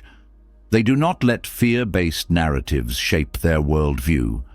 They filter out what does not serve them. Online indifference is not about ignoring the world. It is about deciding what is worth emotional investment. A person who is reactive is exhausted by every headline, every comment, every meaningless debate. A person who's indifferent remains steady. They are not controlled by algorithms, not swayed by trends, not addicted to the endless cycle of digital noise.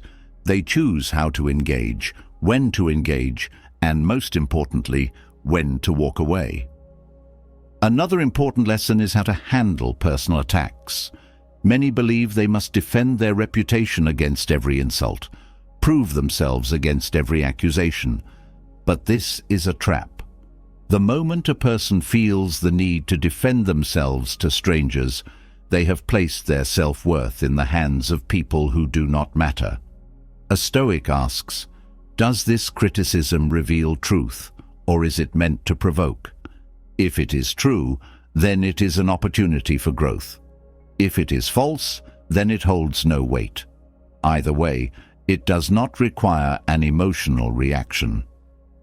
Silence is often the most powerful response. Many seek reactions, not understanding. They insult, provoke, attack, not because they believe in what they are saying, but because they want attention, they want conflict, they want engagement. A Stoic denies them this. They do not entertain meaningless arguments. They do not feed the cycle of negativity. They do not play games with people who have nothing to lose. They understand that dignity is never won through emotional reaction. It is maintained through composure.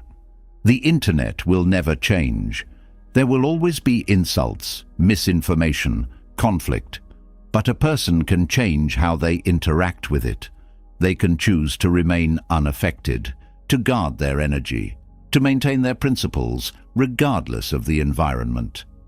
A person who is ruled by emotion will always be at the mercy of the digital world. A person who is indifferent to nonsense is free. Online interactions are a test of character. Those who fail allow emotions to dictate their responses. Those who succeed master the art of engaging without attachment, responding without being pulled, observing without absorbing. They do not seek approval. They do not chase validation. They do not allow strangers to dictate their emotional state. They enter the digital world as an observer, not a captive. The practice of Stoic indifference in the online world is an extension of emotional resilience in the real world. A person who is indifferent to digital attacks will be indifferent to personal insults. A person who does not need online validation will not need real-world validation. A person who remains calm in the face of digital outrage will remain calm in any setting. The habits built online become habits in life. True freedom is the ability to interact without being controlled, to respond without being reactive, to engage without being consumed. The modern world offers endless opportunities to waste energy, to become trapped in cycles of conflict, to be pulled into battles that do not need to be fought. But those who master indifference remain unshaken. They walk through the noise untouched. They choose where to invest their time, their focus, their emotions. And in doing so, they preserve their greatest asset, their peace. Yet peace is not just about avoiding unnecessary conflict. It is also about seeking something deeper, something more enduring than fleeting happiness. It is about understanding the difference between happiness and contentment, between chasing emotional highs and building a foundation of unshakable stability. This is the next step toward true emotional mastery. The world constantly pushes the idea that happiness is the ultimate goal. Everywhere, people are told to chase it, to seek it in success, in relationships, in material achievements. But few ever stop to question what happiness really is. Is it a feeling, a moment of joy, a lasting state of mind? The pursuit of happiness has left many exhausted, constantly running after something that seems to slip away the moment it is reached. No matter how much is achieved, no matter how much is gained, there is always the next thing to desire, the next milestone to reach. This endless chase is not fulfillment, it is a trap. Happiness is a fleeting emotion. It rises and falls based on external conditions. A person feels happy when they receive praise, when they achieve a goal, when life goes as expected. But as soon as circumstances change, happiness fades. This makes it unreliable, unstable, something that cannot be controlled. A Stoic does not seek happiness because they understand that what can be taken away was never truly theirs to begin with. Instead, they cultivate something far greater: contentment. Contentment is not an emotional high. It is not excitement, nor is it temporary pleasure. It is a deep, steady state of being at peace with life, regardless of circumstances. It does not rise when things go well or fall when things go wrong. It remains constant because it is not based on external validation, on success, or on comfort. A person who is content does not need things to be perfect to feel at ease. They do not live in emotional highs and lows. They do not depend on the world to align with their desires to feel fulfilled. Their stability is internal, unshakable, and untouchable by external forces. Most people mistake happiness for success. They assume that achieving goals, acquiring wealth, or gaining status will bring permanent satisfaction. But how often does success actually bring peace?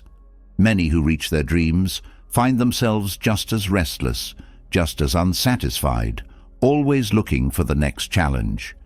This is because happiness is based on achievement, but contentment is based on acceptance. A person who can only be satisfied when they achieve more will always feel a sense of lack. A person who is content, however, does not measure their worth by external accomplishments. They do not feel the need to constantly prove themselves. They do not believe that the next milestone will finally bring them peace. They have already found it within. The modern world has conditioned people to believe that more is always better. More success, more money, more experiences, more possessions. But Stoicism teaches the opposite, that true fulfillment comes not from adding more, but from needing less. A person who always wants more is a prisoner of desire. No matter what they achieve, they will never feel it is enough. But a person who can be satisfied with what they have, who does not crave endlessly, is truly free. They do not depend on things outside their control to feel whole. Happiness is often confused with pleasure. Many seek joy in entertainment, in indulgence, in distractions. They believe that the absence of struggle is the key to a good life. But comfort is not fulfillment. Avoiding hardship does not lead to strength. A Stoic does not avoid difficulty. They embrace it, knowing that meaning is found not in the absence of struggle, but in the ability to navigate it with grace. One of the reasons happiness is so unreliable is that it depends on expectations. When things go as planned, happiness follows. When life takes an unexpected turn, happiness disappears. This means that happiness is fragile. It is always one misstep away from being shattered. But contentment is different. It does not require life to unfold in a specific way. It does not resist the unexpected. A Stoic does not suffer because things did not go as expected. They accept life as it comes, adapting, adjusting, and remaining at peace. They do not believe that external conditions must be controlled to feel inner stability. A person who depends on happiness will always be at the mercy of circumstances. If they are praised, they feel good. If they are criticized, they feel bad. If they achieve something, they feel proud. If they fail, they feel worthless. Their emotions are dictated by events, not by inner principles. A Stoic refuses to let this happen. Their sense of self is not built on shifting conditions. They do not allow external opinions to shape their inner peace. They don't rely on validation to feel worthy. They know who they are, and because of this, they remain steady, whether praised or ignored, successful or struggling. Happiness is passive. It is something people wait for, something they hope will come. Contentment is active. It is something a person chooses. It is not about feeling good all the time, but about accepting reality without resistance. A Stoic does not ask, "How can I be happy?" They ask, "How can I remain undisturbed no matter what happens?" The modern world pushes happiness as something that must be pursued. But why pursue something that is temporary? Why chase something that disappears the moment reality shifts? The pursuit itself is the problem. A Stoic does not chase after emotions. They master them. They do not seek fulfillment outside themselves because they know it can only be built within. They focus not on what they lack, but on what they already have. They practice gratitude not as a surface-level habit, but as a deep recognition that they need far less than they once believed. Happiness is rooted in comparison. People feel good when they believe they have more than others. They feel bad when they perceive themselves as lacking. This is why happiness is unstable, because it is measured against others, and there will always be someone who seems to have more. But contentment is not based on comparison. A Stoic does not care if someone else is wealthier, more successful, more admired. They do not base their satisfaction on external rankings. Their peace comes from within, untouched by what others have or achieve. Happiness is an emotional high, and like all highs, it fades. Contentment is a foundation. It does not rely on circumstances, on luck, or on temporary pleasures. It remains through difficulties, through setbacks, through all of life's unpredictability. A Stoic understands that the key to fulfillment is not in gaining more, but in needing less. Many believe that ambition and contentment cannot coexist. They assume that if a person is satisfied, they will stop striving.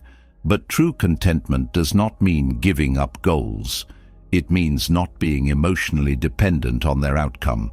A Stoic still works, still grows, still pushes forward, but they do not tie their peace to success. If they fail, they do not despair. If they succeed, they do not become arrogant. Their stability does not rise and fall with external achievements. They pursue excellence not because they believe it will bring happiness, but because the pursuit itself is meaningful.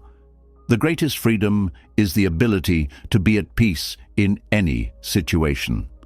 A person who depends on happiness will always be chasing, always waiting for the next thing. A person who has built contentment is already free. They do not rely on the world to behave a certain way. They do not need conditions to be perfect. They do not wait for things to go their way before they allow themselves to feel at ease. They choose stability every single day. Contentment is not the absence of struggle. It is the ability to remain unshaken by it. It is not the avoidance of hardship. It is the realization that true strength comes from enduring. It is not the pursuit of fleeting joy. It is the cultivation of an inner state that cannot be disturbed. Most people will never reach this level of freedom because they will never question the idea that happiness is the goal. They will keep chasing, keep running, keep searching for something that was never meant to last. A Stoic, however, sees the truth. They stop chasing. They stop needing. They stop believing that the next achievement will finally bring peace. They build it within themselves, independent of the world, independent of outcomes, independent of circumstances. This is the foundation of lasting fulfillment, the ability to stand firm while the world changes, to remain undisturbed while emotions rise and fall, to move through life with clarity rather than attachment.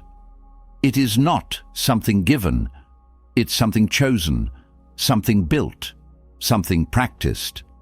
It's the difference between being pulled by external forces and being in control of one's own state of mind. Yet, self-mastery does not stop at understanding oneself.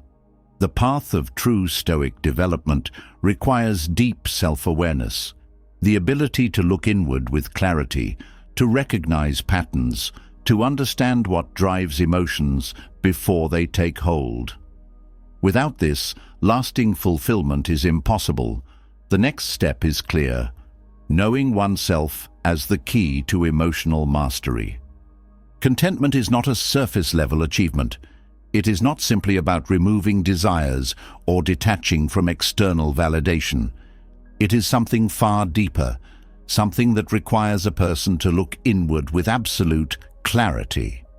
Without self-awareness, contentment becomes fragile, easily disturbed by unknown fears, unresolved emotions, and hidden expectations.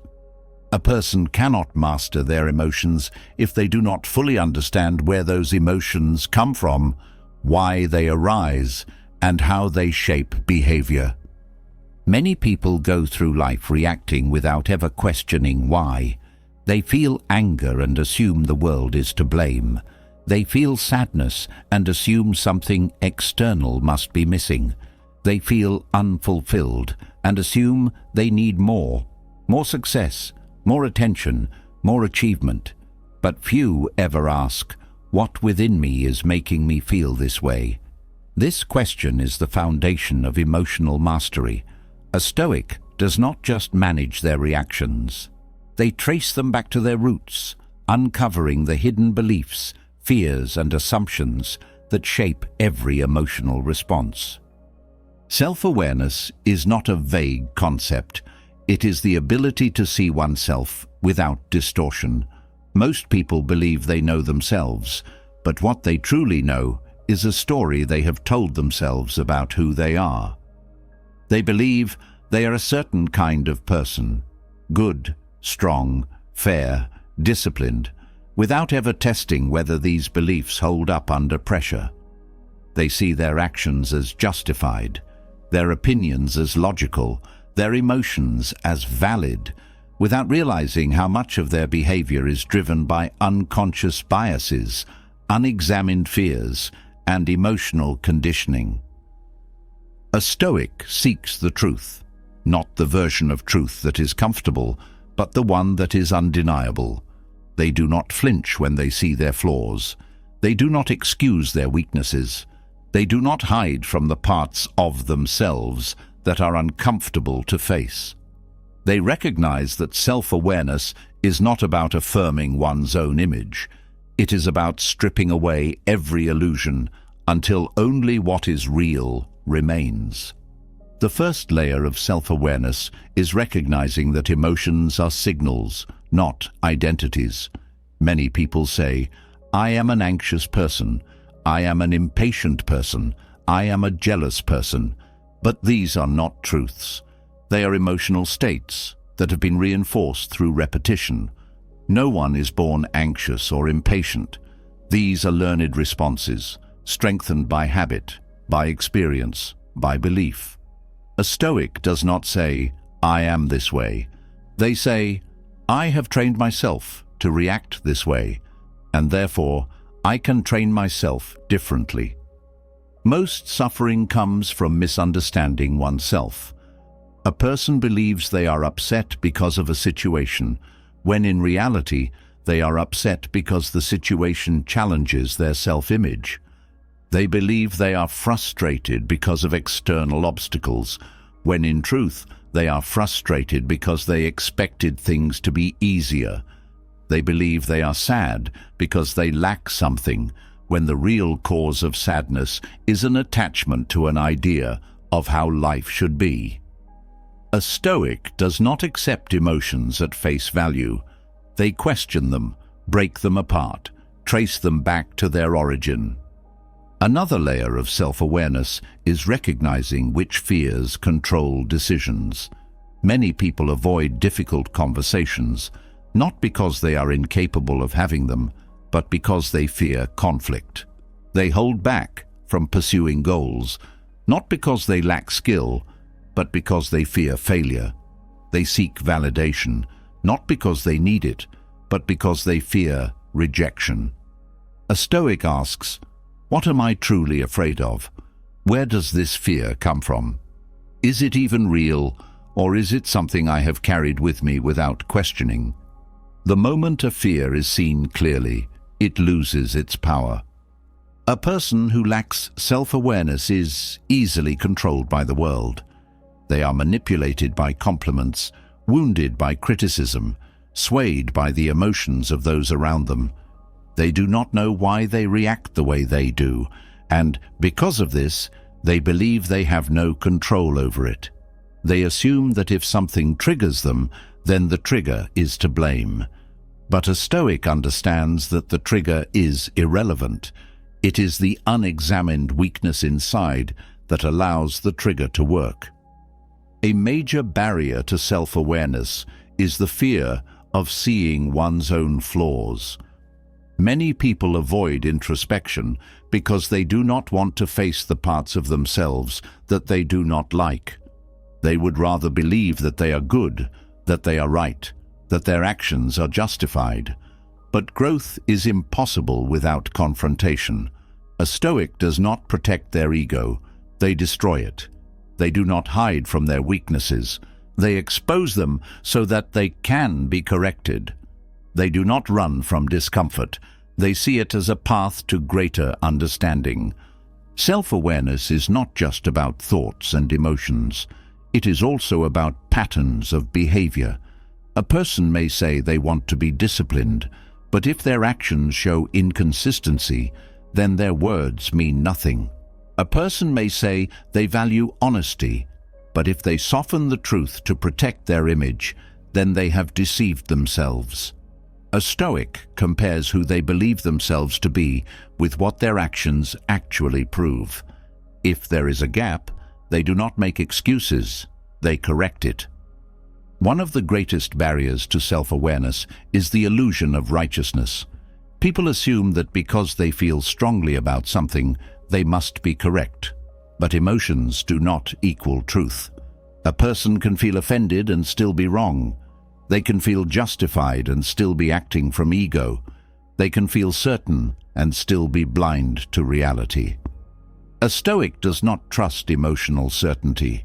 They constantly test their own beliefs, question their own perspectives, and challenge their own biases. They do not assume that because they think something, it must be true. True self-awareness requires detachment from identity.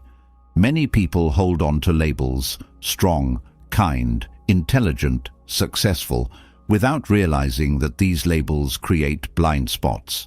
If a person believes they are strong, they may refuse to acknowledge moments of weakness.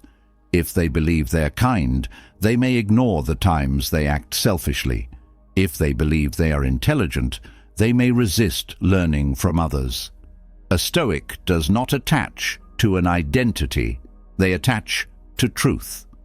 If their actions contradict their self-image, they adjust their self-image, not their actions.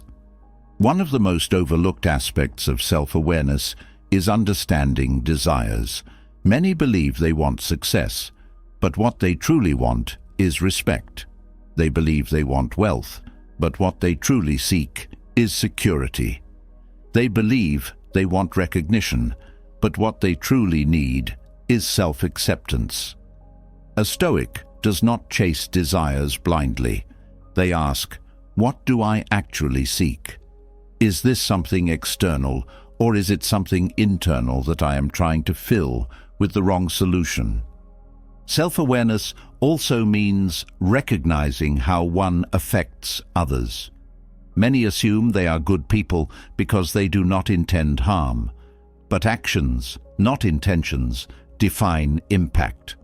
A person may think they are being helpful, but if their help creates dependence, they have weakened the other person. They may think they are being protective, but if their protection comes at the cost of another's growth, they have harmed them. A Stoic does not measure themselves by their intentions alone. They measure themselves by results. Mastering emotional control is impossible without self-awareness. A person cannot fix what they refuse to see. They cannot grow if they protect their ego. They cannot change what they do not question. A Stoic does not assume they are above error. They seek out their blind spots, expose their weaknesses, and confront their own illusions. They know that ignorance of the self is the root of all suffering. Without deep self-awareness, everything else is built on a weak foundation. Emotional regulation becomes fragile. Contentment becomes unreliable. Strength becomes an illusion.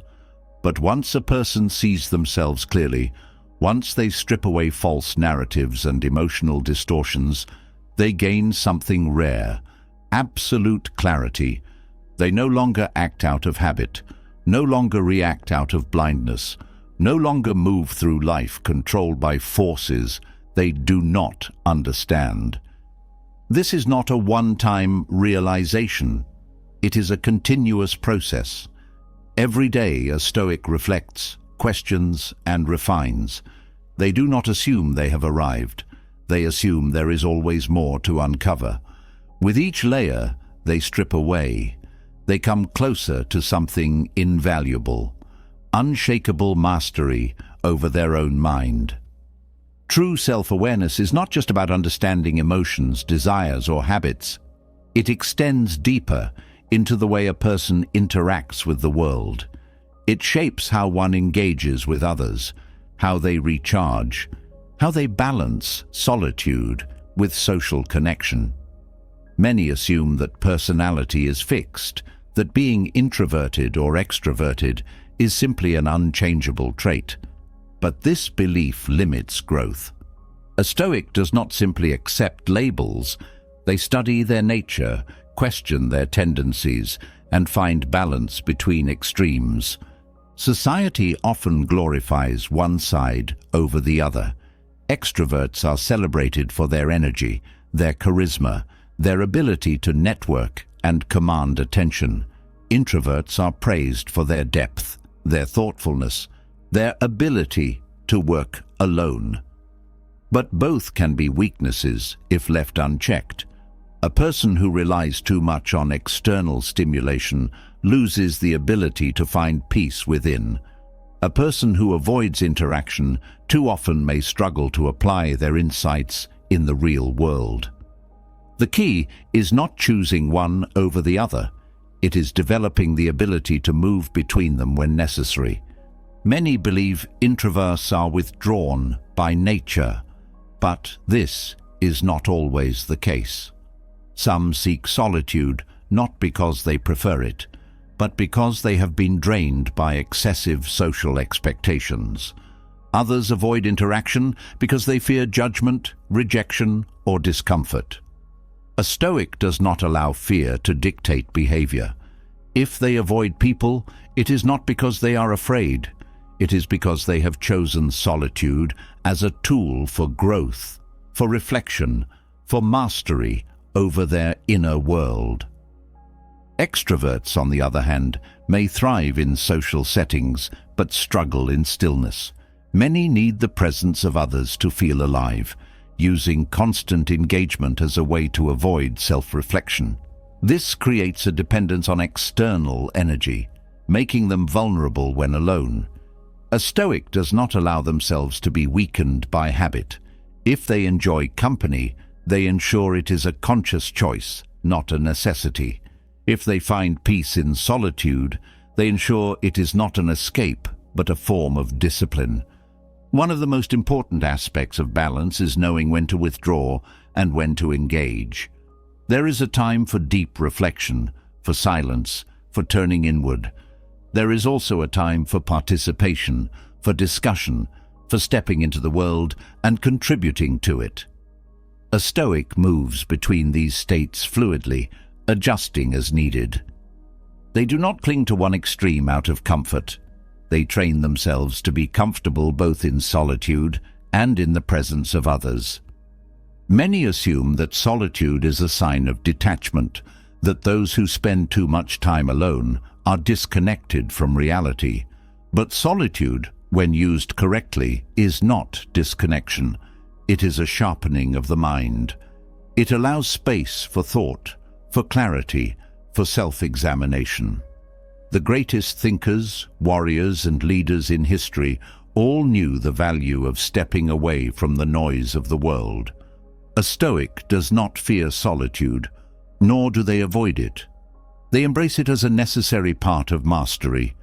On the other hand, engagement with others is not a distraction. It is a test. It reveals weaknesses, exposes blind spots, sharpens emotional control. It is easy to be composed in isolation, but real discipline is tested in the presence of others. A Stoic does not avoid society just because it is flawed. They engage with it when necessary, applying their principles, practicing patience, and refining their ability to remain steady amidst external forces. Balance between introversion and extroversion also requires understanding what drains energy and what restores it. Many assume that social interaction is exhausting for introverts and energizing for extroverts. But this is not always true. The key is not the presence of people, but the quality of interaction. Shallow, meaningless conversations leave both introverts and extroverts feeling empty. Deep, meaningful discussions enrich both. A Stoic does not waste time in engagements that offer nothing of value. They choose their interactions carefully, ensuring that they leave stronger, not weaker. A major challenge in finding balance is recognizing the difference between preference and avoidance. Many assume that they prefer to be alone, when in reality they are avoiding conflict, discomfort, or vulnerability. Others assume they prefer constant engagement, when in reality they are avoiding being alone with their thoughts. A Stoic confronts these tendencies with brutal honesty. They do not allow comfort to become weakness. They do not let preference turn into limitation. They push themselves toward what strengthens, not what feels easiest. A person who spends too much time in solitude may become disconnected from the realities of human nature. They may grow impatient with others, assuming they are above social interaction. But true mastery is not withdrawing from the world. It is learning to move through it without being disturbed by it. A Stoic does not avoid society. They navigate it without losing themselves in it. On the other hand, those who rely too much on external engagement may lose their ability to think independently. If every opinion is shaped by others, if every decision is influenced by the crowd, then individuality is lost. A Stoic is never fully dependent on external voices. They engage, they listen, they observe, but they do not need constant reinforcement. They return to solitude to refine their thoughts, to ensure they are acting from reason, not external influence. Another key lesson in balancing introversion and extroversion is learning to protect one's energy. Many people exhaust themselves by giving too much to others, by engaging in every conversation, by feeling obligated to always be available. A Stoic does not allow their energy to be wasted. They understand that focus is limited, that emotional reserves are not infinite. They learn to say no to what drains them, reserving their time for what truly matters. At the same time, balance requires knowing when to open up. Many avoid connection out of fear of being misunderstood or hurt. But complete isolation creates a life without depth. A Stoic does not fear vulnerability. They simply ensure that they choose wisely who to share it with. They do not give their energy freely to anyone who demands it. They are selective, discerning, ensuring that they invest in relationships that are built on trust, strength, and mutual respect. Finding inner balance between these two forces is not about choosing one over the other. It is about developing the ability to thrive in both, to be able to think deeply in solitude and to hold one's ground in the presence of others, to enjoy the company of people without needing it, to be alone without feeling lost, to move between worlds with ease, adapting not out of weakness, but out of deliberate control. This balance is one of the greatest tests of emotional stability. A Stoic does not let solitude turn into isolation, nor do they let socialization turn into dependence. They walk through life with awareness of what strengthens them and what weakens them.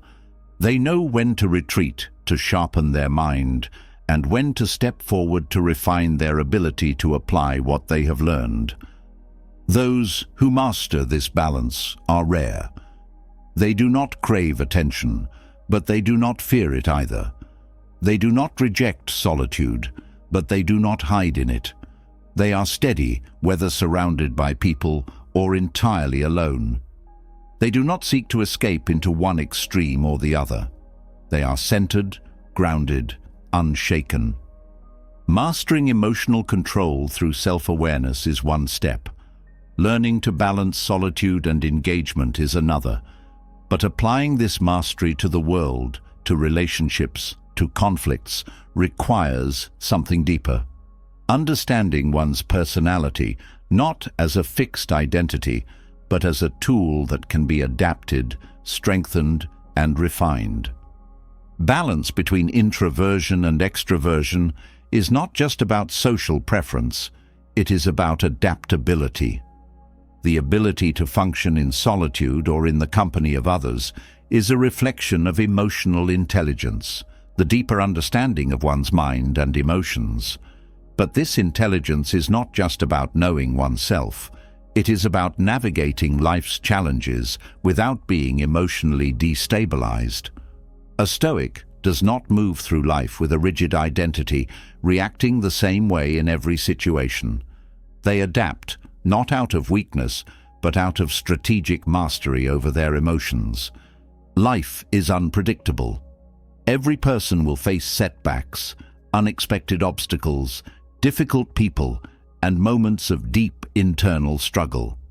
Many believe personality is fixed, that a person simply is the way they are, unable to change their reactions or tendencies. But this belief traps people in their own habits, leaving them powerless to improve. A Stoic refuses to accept this limitation. They do not cling to the idea that their personality is permanent. They refine it, sharpen it, mold it into something stronger, more adaptable, and more disciplined. Emotional intelligence is not about controlling how one feels. It is about controlling how one responds.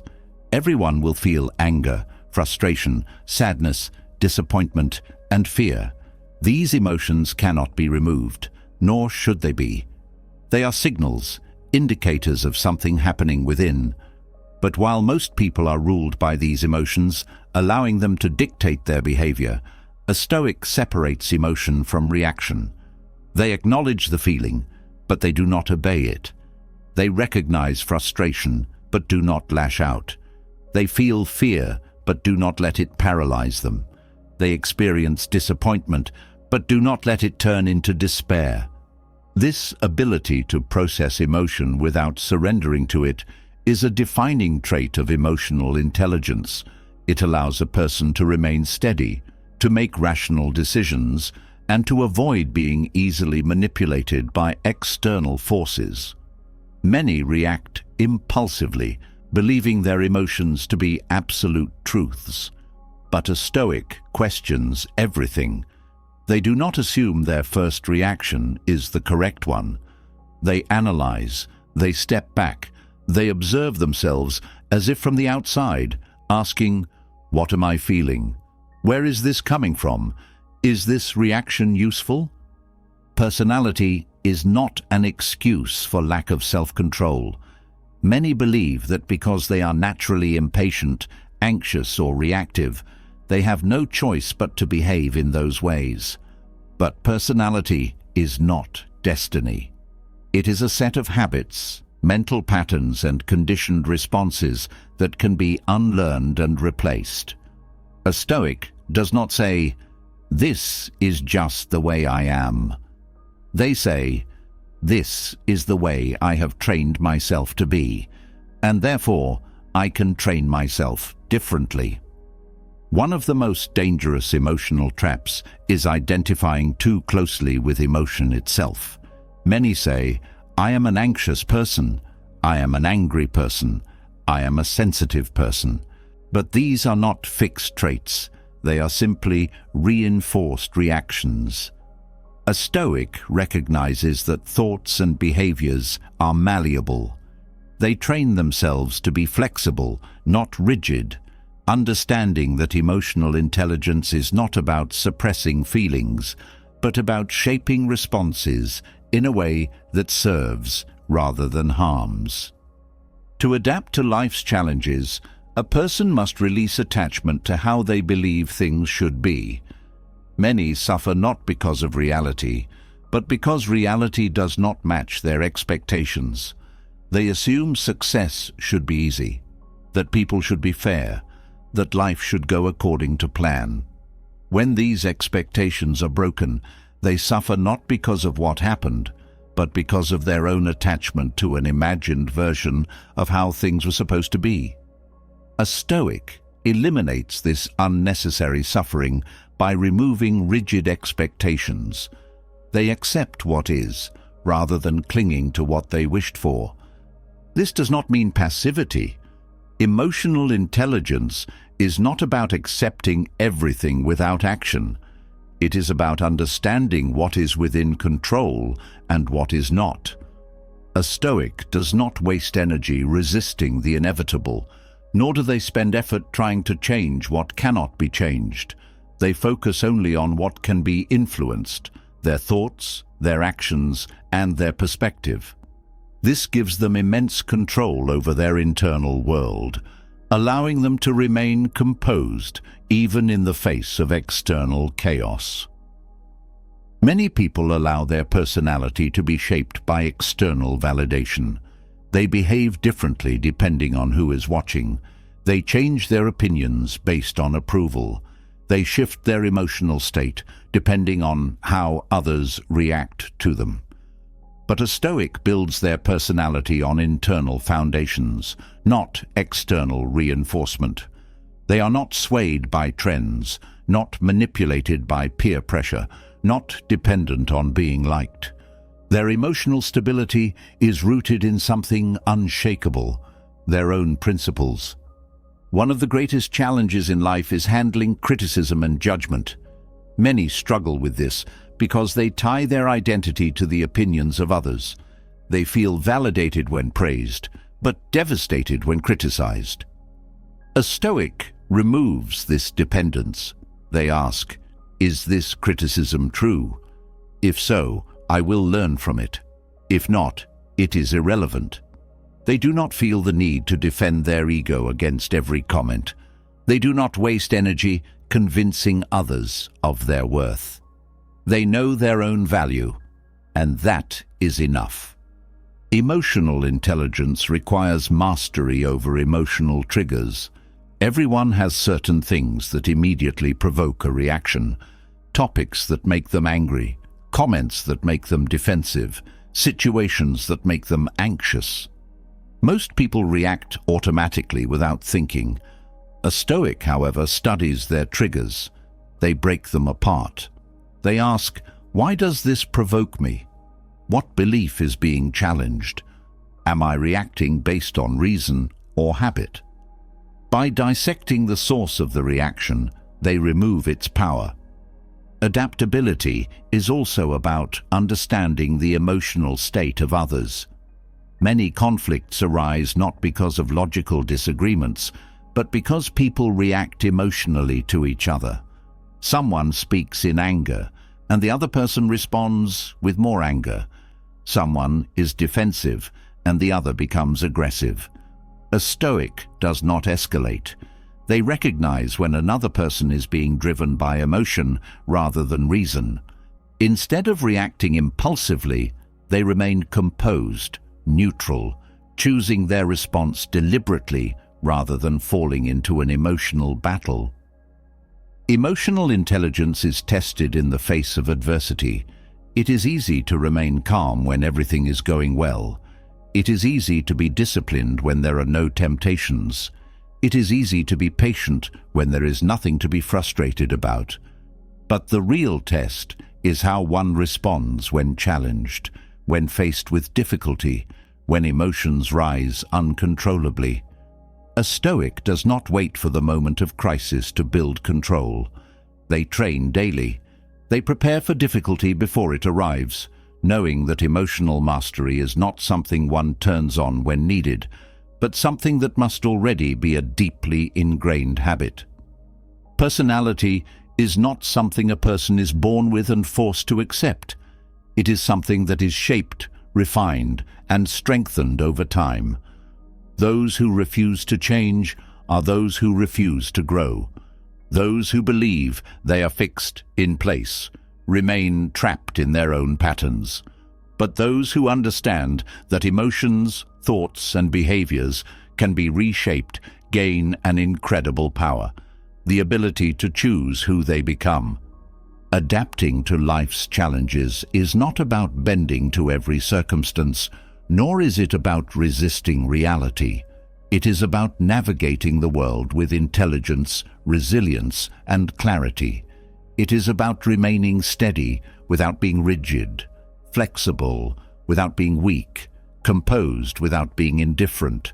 A Stoic does not see difficulties as obstacles. They see them as tests of character, opportunities for growth, and sharpening stones for discipline. Many believe that emotional intelligence is simply about self-control, but it is more than that. It is the ability to move through life with deep understanding, to regulate oneself without being rigid, to adapt to changing circumstances without losing inner stability. It is the difference between being controlled by emotions and using emotions as tools for higher reasoning. Emotional intelligence is not just about self-mastery and solitude. It is tested in interaction, in communication, in how a person responds to others, especially in an age where so much of human connection happens through screens. The modern world has created a new battlefield for emotional control, one where words are exchanged instantly, where tone is lost in text, and where misunderstandings arise from the smallest assumptions. Digital communication has changed how people form relationships, how they express emotion, and how they handle conflict. A Stoic must learn to navigate this world with clarity, discipline, and self-awareness. Many approach texting and online interaction with unexamined emotional habits. They react instantly to messages, interpreting words through the filter of their own mood. A simple delay in response creates frustration. A short reply is seen as coldness. The absence of emojis is taken as indifference. The mind fills in gaps, assuming the worst, generating unnecessary tension. But none of these reactions are based on truth. They are based on emotionally charged assumptions. A Stoic does not fall into this trap. They do not read too deeply into messages, nor do they allow digital interactions to dictate their mood. They remain steady, refusing to let their emotions be pulled by the inconsistency of online communication. A major test of emotional control is the ability to resist impulsive response. Many feel an immediate urge to reply to messages, to clarify misunderstandings, to defend themselves against misinterpretation, but this impulse often leads to reactivity rather than reason. A Stoic knows that not every message requires an immediate answer.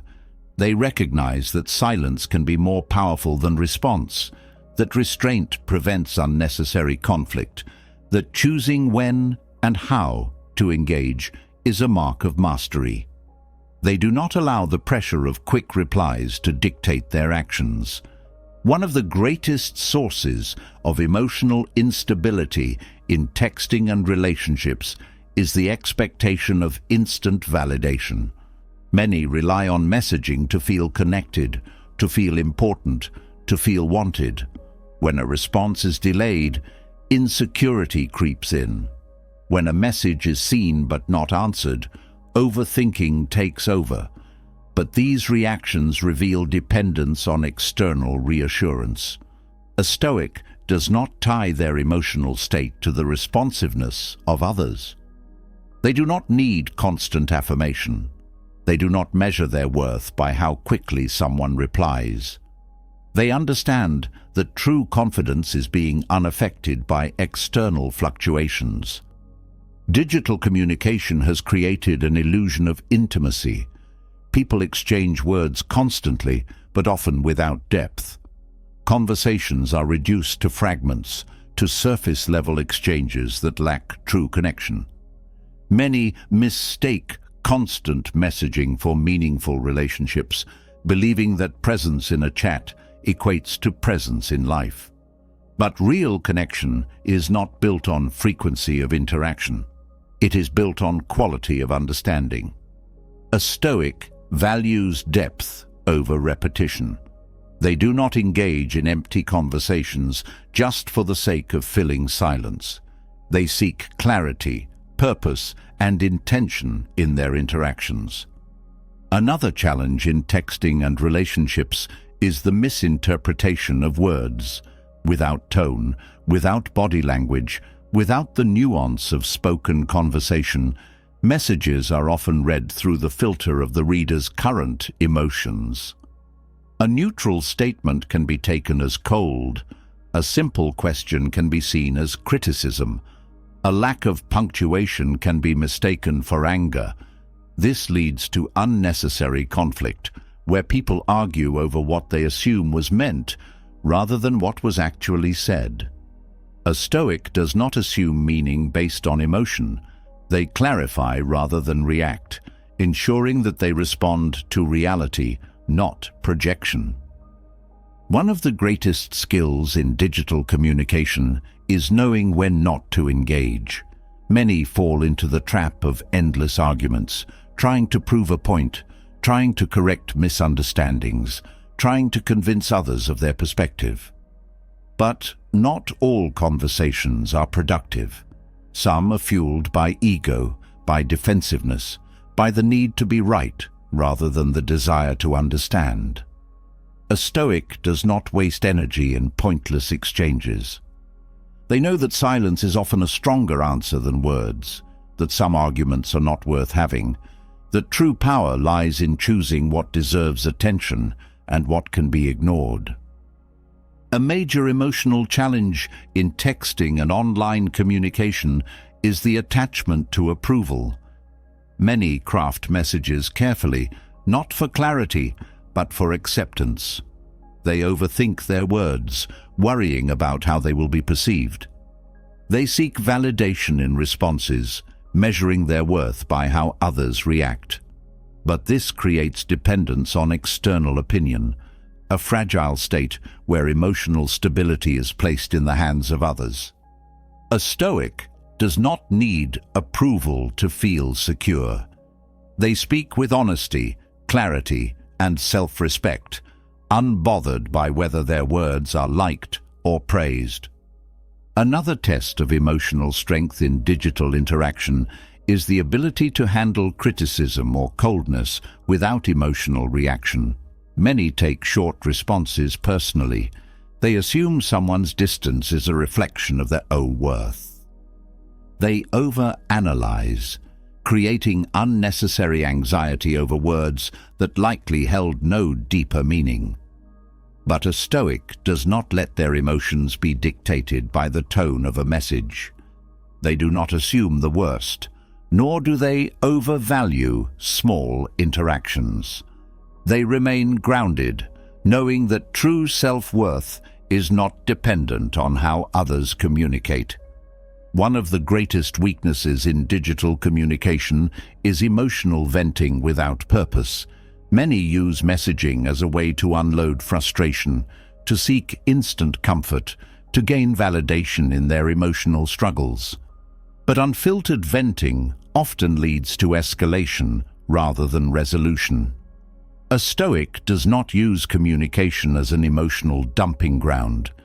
They process their emotions before speaking, ensuring that their words add value rather than spread chaos. They do not seek comfort through reaction. They seek clarity through understanding. The nature of relationships in the digital world has created a new kind of emotional instability, the addiction to presence. Many feel uneasy when messages go unanswered, when communication is inconsistent, when engagement is not immediate. This creates a constant state of anticipation where peace is disrupted by the need for reassurance. But a Stoic does not base their stability on another person's availability. They do not need constant reminders of their importance. They are secure in themselves, unaffected by temporary silence. Many believe that texting builds relationships, but in reality, it can often weaken them. It replaces face-to-face interaction, removes the depth of real conversation, and creates a false sense of closeness. Many assume that because they communicate often, they know a person deeply. But true understanding comes not from messages, but from presence, from action, from shared experiences. A Stoic does not let digital conversation replace genuine connection. They ensure that their relationships are built on more than words on a screen. A key aspect of Stoic communication is the ability to let go of what is out of control. People will misinterpret messages. Some will take offense where none was intended. Others will use online interactions to provoke, to insult, to spread negativity. A Stoic does not waste time trying to control the uncontrollable. They do not explain themselves unnecessarily. They do not chase after clarity that others are unwilling to receive. They speak clearly, honestly, and with intention. And beyond that, they let go. The modern world has created an obsession with response. Many feel an obligation to reply immediately, to be available at all times, to keep up with every message. But this creates constant distraction, a mind that is always waiting, always checking, always engaged in digital noise. A Stoic does not live at the mercy of notifications. They set boundaries, deciding when and how they communicate. They own their attention rather than surrendering it to digital demands. Many conflicts arise not from reality, but from assumed meaning in text. A Stoic does not assume. They do not let emotions dictate interpretation. They ask, clarify, and move forward without unnecessary reaction. They refuse to let their peace be disrupted by what is likely nothing more than a misunderstanding. Digital communication is not just about exchanging words.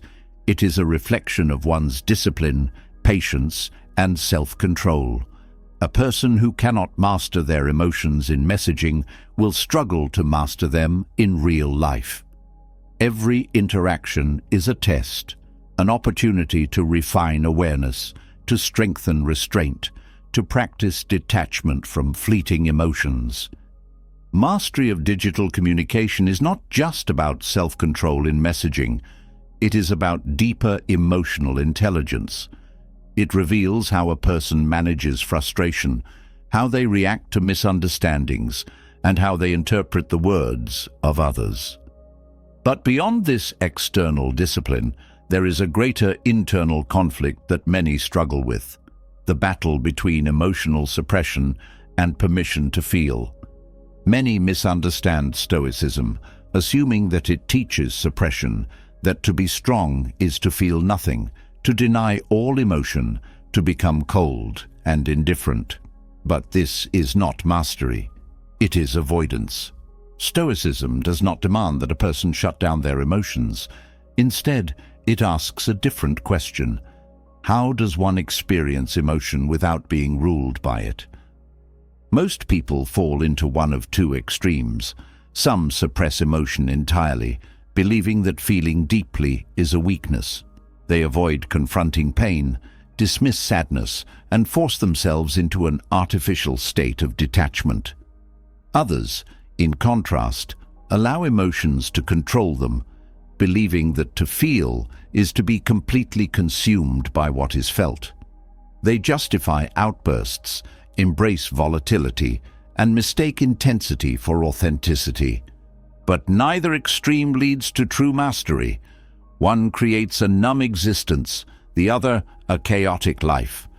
The Stoic path is different.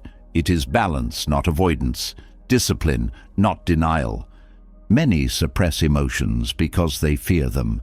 They associate sadness with vulnerability, anger with loss of control, love with dependence. They convince themselves that shutting down feelings will make them unshakable, but this approach has consequences. Suppression does not eliminate emotion, it buries it, and what is buried does not disappear. It festers, waiting for a moment to resurface. A person who suppresses grief may feel nothing in the moment, but later, that unprocessed pain will manifest in ways they do not expect. Insomnia, resentment, detachment from others, a growing numbness that makes life feel meaningless. Stoicism does not teach suppression, it teaches understanding.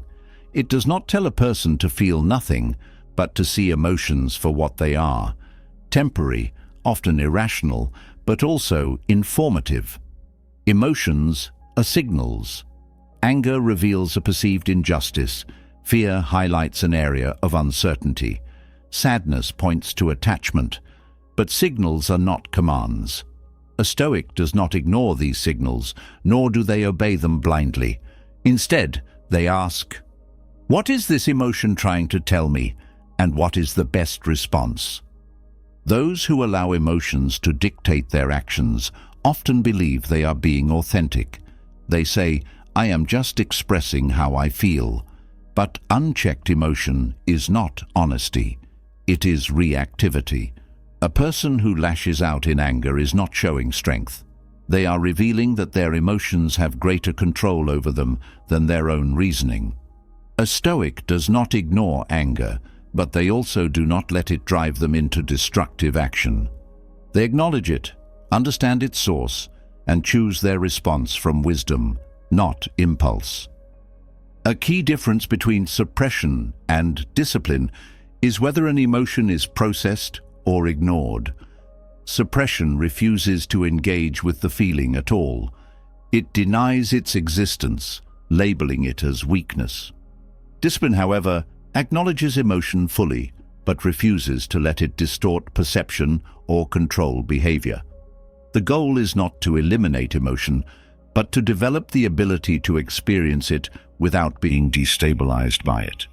One of the greatest dangers of suppression is that it creates emotional detachment from life itself. Those who cut themselves off from feeling do not only avoid pain, they also limit joy, love, connection, and meaning. They become indifferent not only to hardship but to everything. A life without feeling is not strength, it is emptiness. A Stoic does not seek indifference, they seek mastery. They experience deeply, but they do not allow themselves to be enslaved by feeling. Many fear that if they permit themselves to feel fully, they will lose control. They believe that if they acknowledge grief, they will drown in it. That if they accept anger, they will be consumed by it. That if they embrace love, they will become dependent. But this fear comes from misunderstanding emotion. Emotions are not something to be avoided or surrendered to. They are something to be understood and directed. A person who suppresses sadness does not make themselves strong. They simply delay the moment when that sadness will demand to be felt. A person who allows anger to drive their actions does not make themselves powerful. They make themselves easy to manipulate. A Stoic recognizes both extremes and avoids them. They say, "I will allow myself to feel, but I will not be controlled by what I feel." True emotional intelligence requires engagement, not avoidance.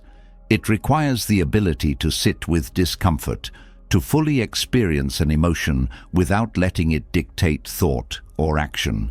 Many try to escape from emotion by distraction, entertainment, work, substance, social media.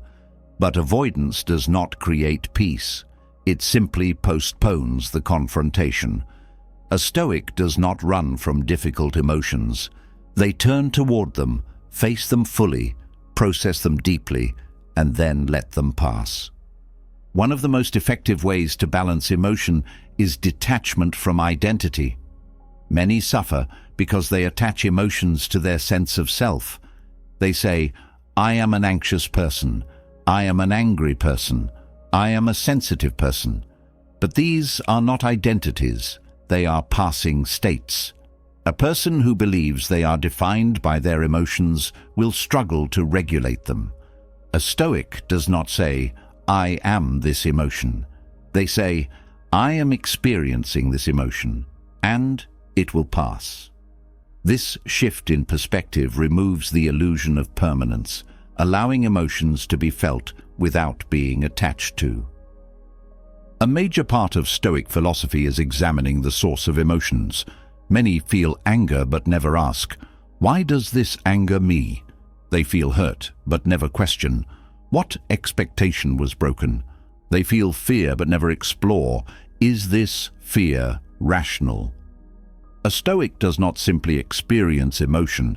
They break it apart, analyze it, find its roots. They seek clarity, asking whether the feeling is based on reality or distortion. In doing so, they take control of what most people allow to control them. One of the most powerful ways to process emotion without suppression is Stoic journaling. Writing emotions down forces clarity. It turns feelings into words, making them easier to understand and analyze. Many who suppress emotions believe they have dealt with them, but when forced to write, they realize how much remains unresolved. The act of putting emotions into words removes their chaos, allowing the mind to see them objectively rather than being overwhelmed by them. Another crucial practice is mindful observation of emotion. Instead of reacting immediately, a Stoic creates space between feeling and response. They observe the emotion as if it belonged to someone else, removing personal attachment. They do not say, "I am angry." They say, "There is anger within me. What is its source? What is its purpose?" This creates a gap where reasoning can step in, where logic can temper feeling, where clarity can replace reactivity. Many believe that emotional control means feeling less, but true mastery is not feeling less. It is feeling fully without losing control. It is the ability to experience pain without being broken by it, to feel anger without being consumed by it, to love deeply without losing one's sense of self, to grieve without falling into despair, to move through emotions as a disciplined observer rather than as a helpless participant. The key is not to suppress or to indulge, but to develop a steady center that emotions pass through without leaving destruction behind. A Stoic does not resist emotion, but they also do not worship it. They allow themselves to experience life fully, to embrace every emotion with openness and discipline. They understand that emotions are part of existence, but they do not define existence. Mastering emotions is not just about self-awareness and discipline. It is about guidance. The ability to feel deeply without being ruled by emotions, to process without suppressing, and to respond without reacting is something few achieve alone. Throughout history, those who sought mastery over their own mind understood that learning from those who had already walked the path was essential. No one reaches true emotional strength in isolation. They refine themselves by observing, questioning, and absorbing wisdom from those who have already conquered the challenges they face. Many attempt to navigate emotions without structure, relying only on their instincts, hoping to develop control through trial and error. But this approach is slow, unstable, and often leads to unnecessary suffering. A Stoic does not stumble through life without direction. They seek out teachers, not in the conventional sense, but in the form of wisdom that has stood the test of time. They find an emotions mentor, a guiding force that shapes their understanding, offering clarity in moments of confusion and discipline in moments of weakness. A mentor does not have to be someone physically present. Throughout history, the greatest minds have left behind their thoughts, principles, and methods for emotional mastery. Seneca, Marcus Aurelius, and Epictetus all acted as teachers, not just for their time, but for every generation that followed. Their writings offer lessons on how to remain composed in difficulty, how to process emotions without becoming a slave to them, and how to develop the inner strength that keeps a person steady even in life's greatest storms. A Stoic does not wait for wisdom to find them. They seek it out, absorbing the experiences of those who have already learned what they need to master. Most people struggle with emotions not because they lack intelligence, but because they lack perspective. They assume their problems are unique, that their emotions are different, that no one could possibly understand what they feel. This belief isolates them, making emotional control even harder. But those who study the Stoics quickly realize that human nature has not changed. The same struggles with fear, anger, loss, and attachment existed thousands of years ago. The only difference is that those who came before left behind strategies to navigate these emotions. A Stoic does not assume they must figure everything out on their own. They use the wisdom of the past to gain mastery over the present. One of the most effective ways to find an emotions mentor is to read the words of those who lived through greater challenges and remained unshaken.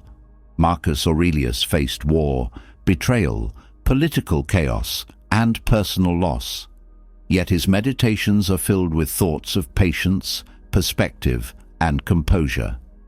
Epictetus was born into slavery, yet he developed an unbreakable philosophy that taught him to remain unaffected by external circumstances.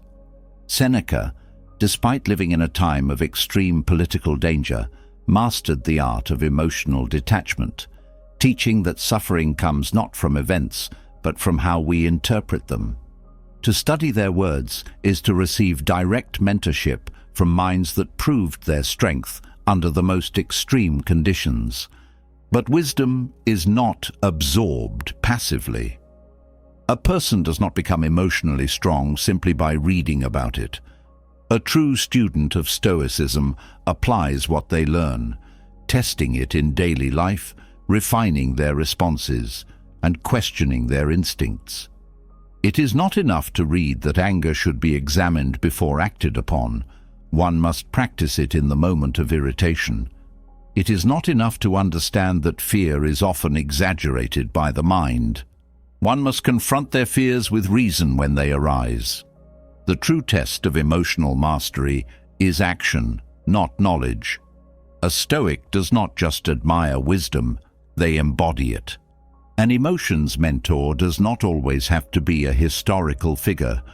Many find guidance in those around them, observing those who handle life with grace, patience, and control. A person who remains calm under pressure, who doesn't allow external events to shake their peace, who speaks with clarity instead of reaction, this is someone worth learning from. Many waste time absorbing the behaviors of those who are emotionally volatile, adopting impatience, insecurity, and instability simply because they are surrounded by it. A Stoic chooses their influences deliberately, ensuring that they are shaped by strength, not weakness. A key part of mentorship is learning from contrast. While it is useful to study those who demonstrate emotional mastery, it is just as important to observe those who fail to control their emotions. Watching someone lose themselves in anger, make impulsive decisions, or allow external events to dictate their inner peace is a powerful lesson in what not to do. A Stoic learns just as much from observing failure as they do from witnessing strength.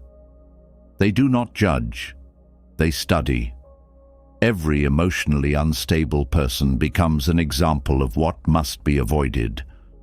One of the greatest tests of emotional intelligence is self-correction. A student of Stoicism does not just learn from others, they learn from themselves. They reflect on their own emotional missteps, analyzing moments where they reacted rather than responded, where they let emotion take control rather than discipline. They study their own weaknesses without self-condemnation, not with guilt, but with a commitment to improvement. Every mistake becomes a lesson. Every failure in emotional control becomes an opportunity for refinement. A Stoic does not seek perfection, they seek progress. Another powerful tool in emotional mastery is Stoic journaling. Writing thoughts down forces clarity, turning vague emotions into concrete words. Marcus Aurelius himself used this practice, writing meditations not for an audience, but for himself, as a way to reinforce discipline over his own mind. A Stoic who journals does not just record events, they analyze their reactions, question their assumptions, and refine their emotional responses. Each entry becomes a lesson, a way to track progress and identify patterns that must be corrected. Finding an emotions mentor is not about following one person blindly. It is about extracting wisdom from multiple sources, combining philosophy, observation, and self-reflection into a system of growth. Some lessons come from books, some from experience, some from the mistakes of others. A Stoic curates their influences, ensuring that every piece of wisdom absorbed strengthens their ability to remain unshaken. A true Stoic never assumes they have mastered emotional control. They remain a student, constantly refining, constantly learning, constantly sharpening their ability to remain steady in all circumstances. The moment a person believes they have nothing left to learn, they begin to regress. The greatest minds in history never stopped learning, never stopped improving. A Stoic follows this path, understanding that mastery is a lifelong pursuit, not a single achievement. The value of an emotions mentor is not in the mentor themselves, it is in how one applies what is learned. To read without action is useless. To admire strength without developing it is a waste. A Stoic does not just consume wisdom, they live it. They test their understanding in the real world, applying principles in the face of real challenges, ensuring that every lesson is integrated, every insight is tested. Emotional mastery is not just about control. It is about understanding the true nature of emotions, breaking them down to their source, stripping away illusions, and seeing them for what they really are.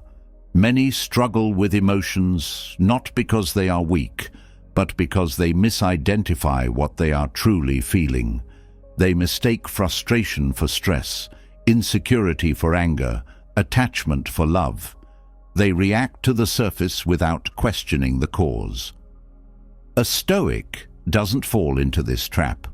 They go deeper.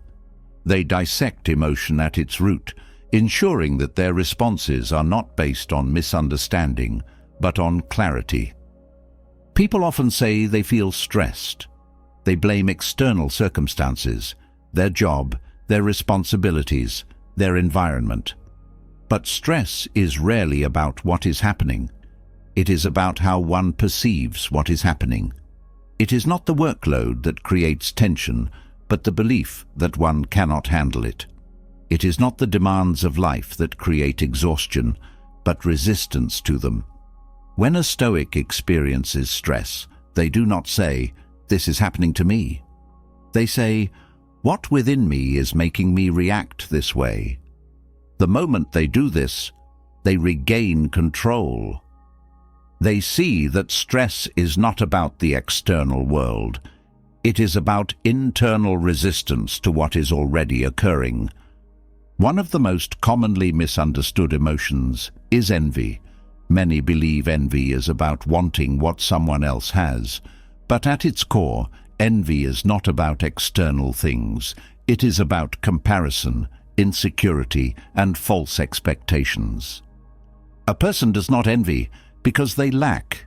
They envy because they believe they should already have. The frustration is not in another person's success, but in the perceived failure of oneself. A Stoic doesn't waste time in envy. They see it as a distortion of perspective, a distraction from their own path, a mental weakness that serves no purpose.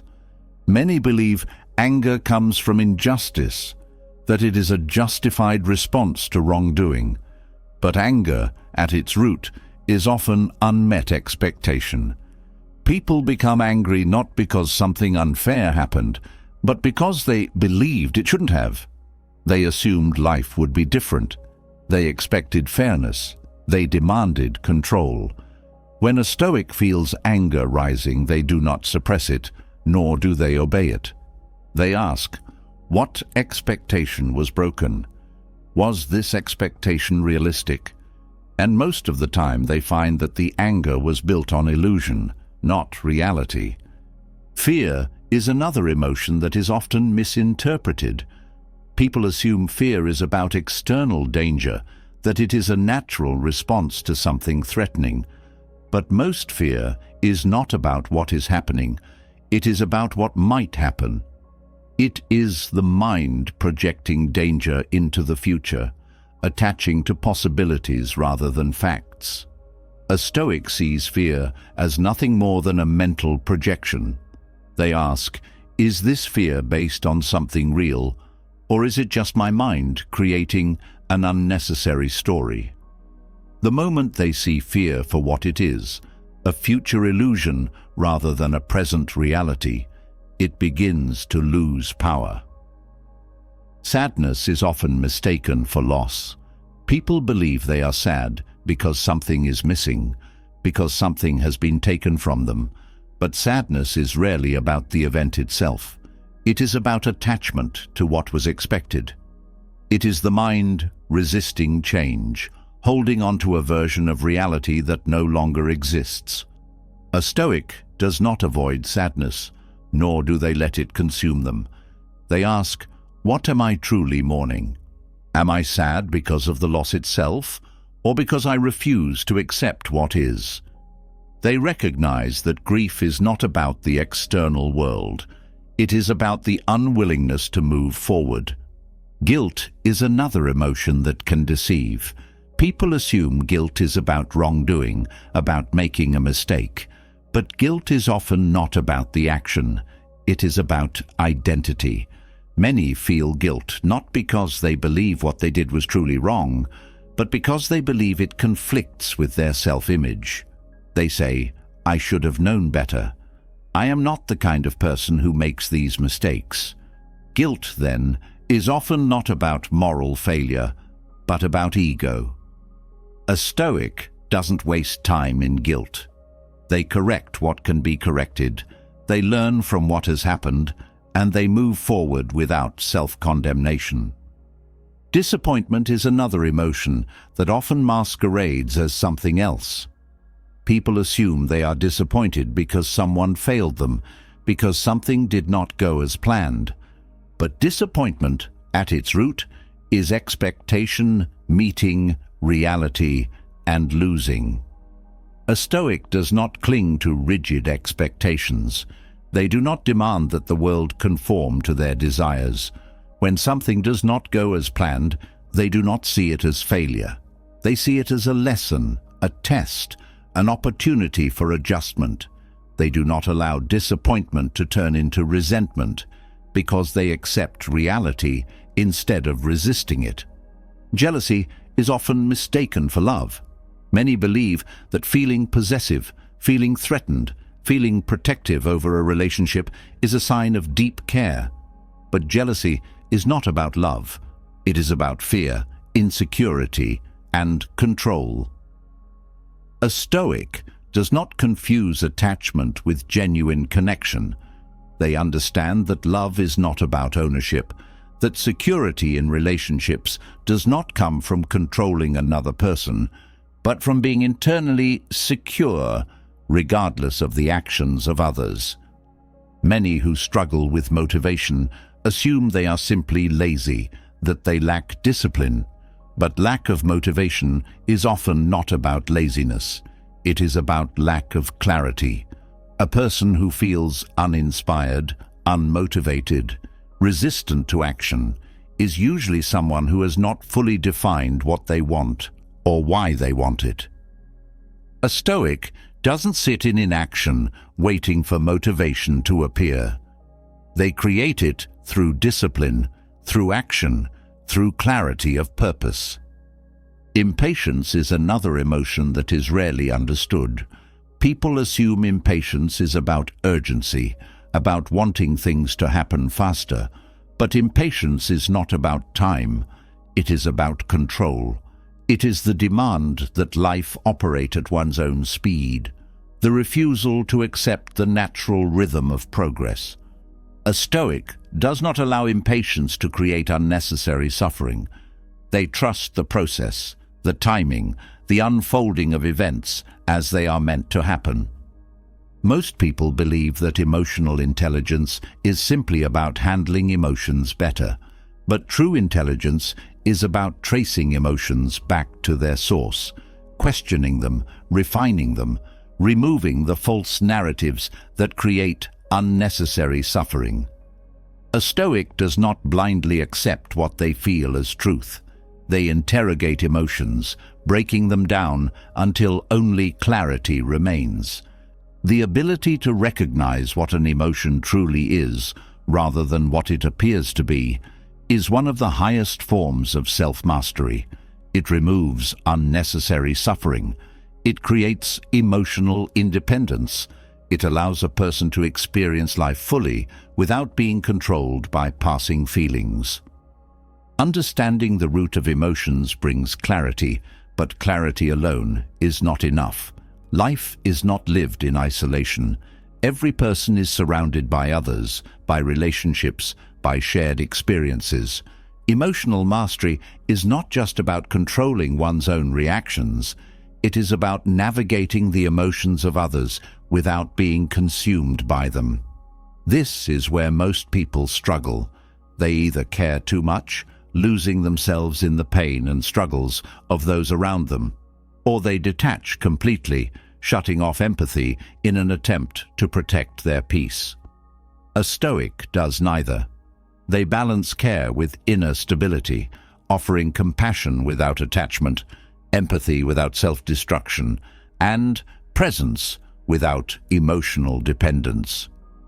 Many believe empathy and detachment are opposites, that one must either be deeply involved in the emotions of others or remain cold and distant. But this is a false choice. A Stoic does not withdraw from the world, nor do they allow themselves to be drowned by it. They practice informed compassion, a way of caring that is driven by understanding, not emotional overreaction.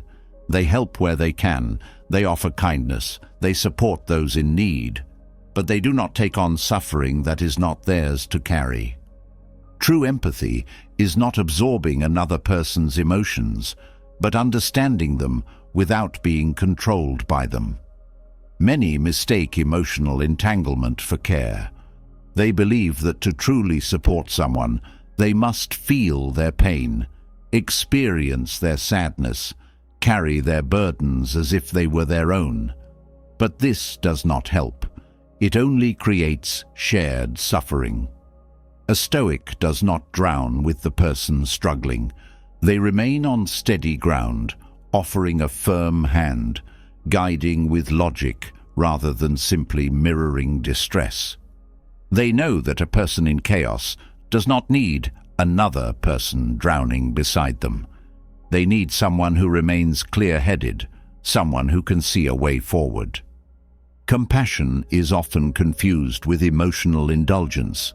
Some believe that to be compassionate means to soften, to agree, to validate every feeling. But real compassion is not about feeding weakness. It is about offering what's truly needed, not just what is wanted. A Stoic does not tell a person what they want to hear to comfort them in the moment. They tell them what will help them in the long run. This is why many struggle with true Stoic compassion. It's not about making people feel better temporarily, but about helping them become stronger permanently. Detachment is often misunderstood as indifference. Many believe that being detached means not caring, not feeling, not engaging. But this is not true detachment. This is avoidance. A Stoic does not avoid emotion. They remain unaffected by unnecessary suffering. They do not shut down empathy. They refine it. They do not disconnect from people. They develop the ability to be present without losing themselves. The key to this balance is understanding what is within control and what is not. Many people suffer not because they care, but because they try to fix what cannot be fixed, change what cannot be changed, or save those who do not wish to be saved. A Stoic recognizes the limits of their influence. They help where they can, but they do not carry burdens that are not theirs to bear. They offer guidance, but they do not force change. They care, but they do not attach their inner peace to outcomes they cannot control. One of the greatest challenges in balancing care with detachment is handling the emotions of those who are reactive, manipulative, or emotionally unstable.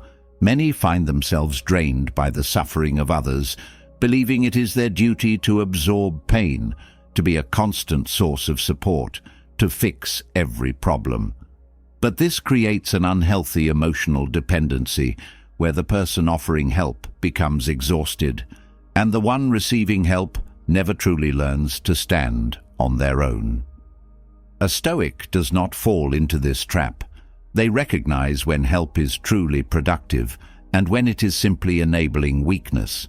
They know when to offer support and when to step back, allowing others to develop their own strength. One of the most powerful forms of compassion is teaching resilience. Many believe comfort is the solution to suffering. They offer kind words, reassurance, soft encouragement. But comfort alone does not create strength. A Stoic does not simply console. They challenge. They guide others toward self-reliance, toward problem-solving, toward responsibility for their own emotions. They do not remove struggle. They teach others how to endure it. They do not create dependence. They show the way to independence. A major obstacle in balancing empathy with detachment is the guilt that often comes with saying no, with setting boundaries, with refusing to carry unnecessary emotional weight. Many feel that if they do not fully invest themselves in the struggles of others, they are being selfish. But this is a distortion of what true care looks like.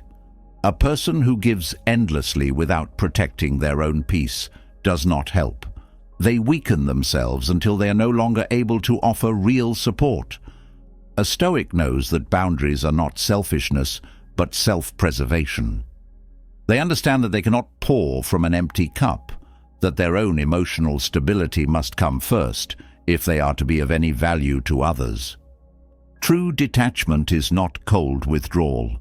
It is the ability to stand beside another person without being pulled into their emotional storm. It is remaining steady while others are unstable, offering guidance rather than losing oneself in their struggles. It is understanding that one can be fully present, deeply caring, and highly engaged, while still maintaining complete internal peace. Another test of emotional strength is dealing with rejection, disappointment, and the emotional instability of others. Many become disheartened when their care is not appreciated, when their efforts to help are met with resistance, when relationships do not unfold as expected. A Stoic does not allow their peace to be dictated by the unpredictable nature of human relationships. They care because it aligns with their values, not because they seek validation in return. They offer kindness, but they do not demand reciprocation. They engage deeply, but they do not tie their sense of worth to how others respond.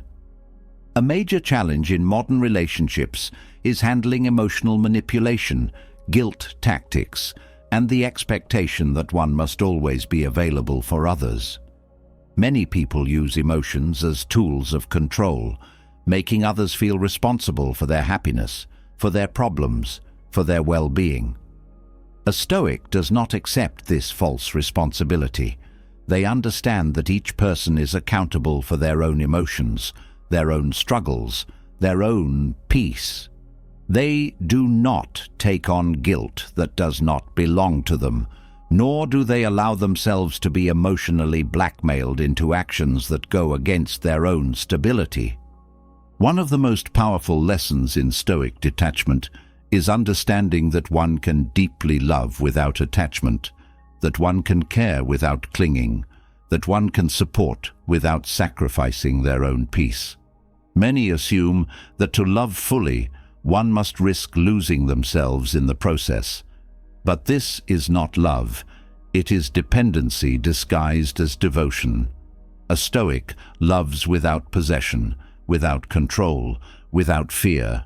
They do not attach their happiness to any person because they know that true peace must come from within, not from the external world.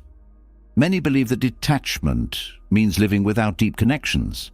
But detachment is not about avoiding relationships. It is about freeing them from unnecessary suffering.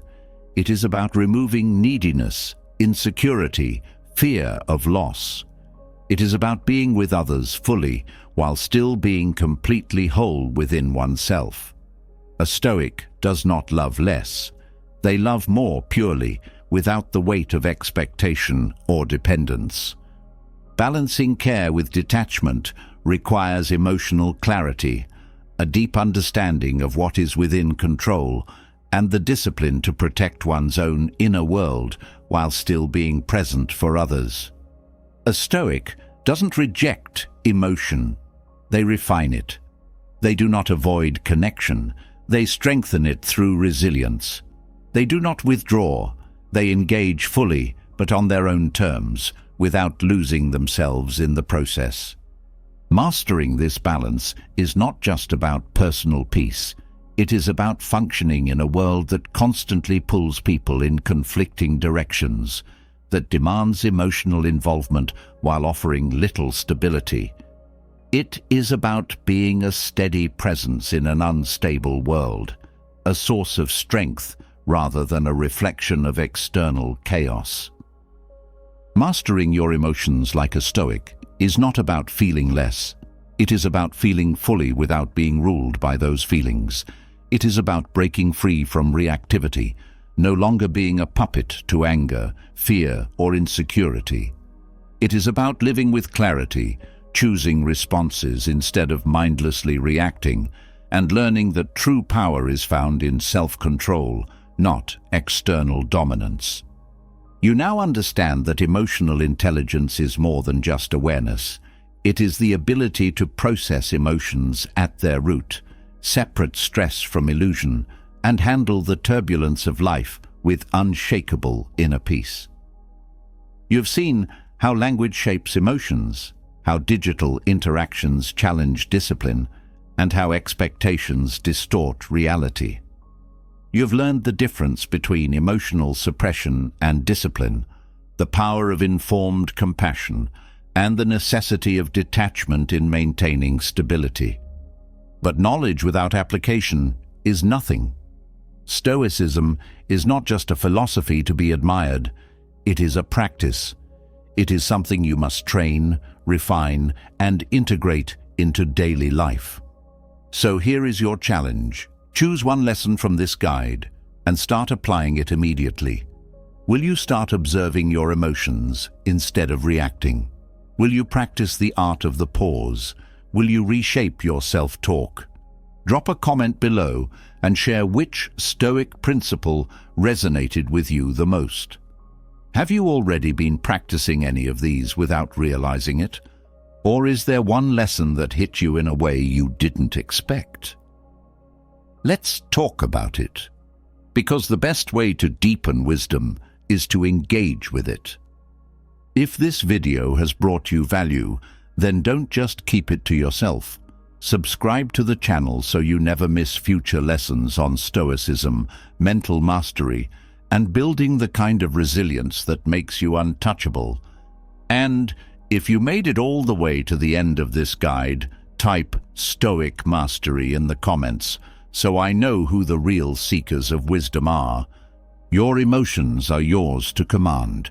Now, go put that power to work.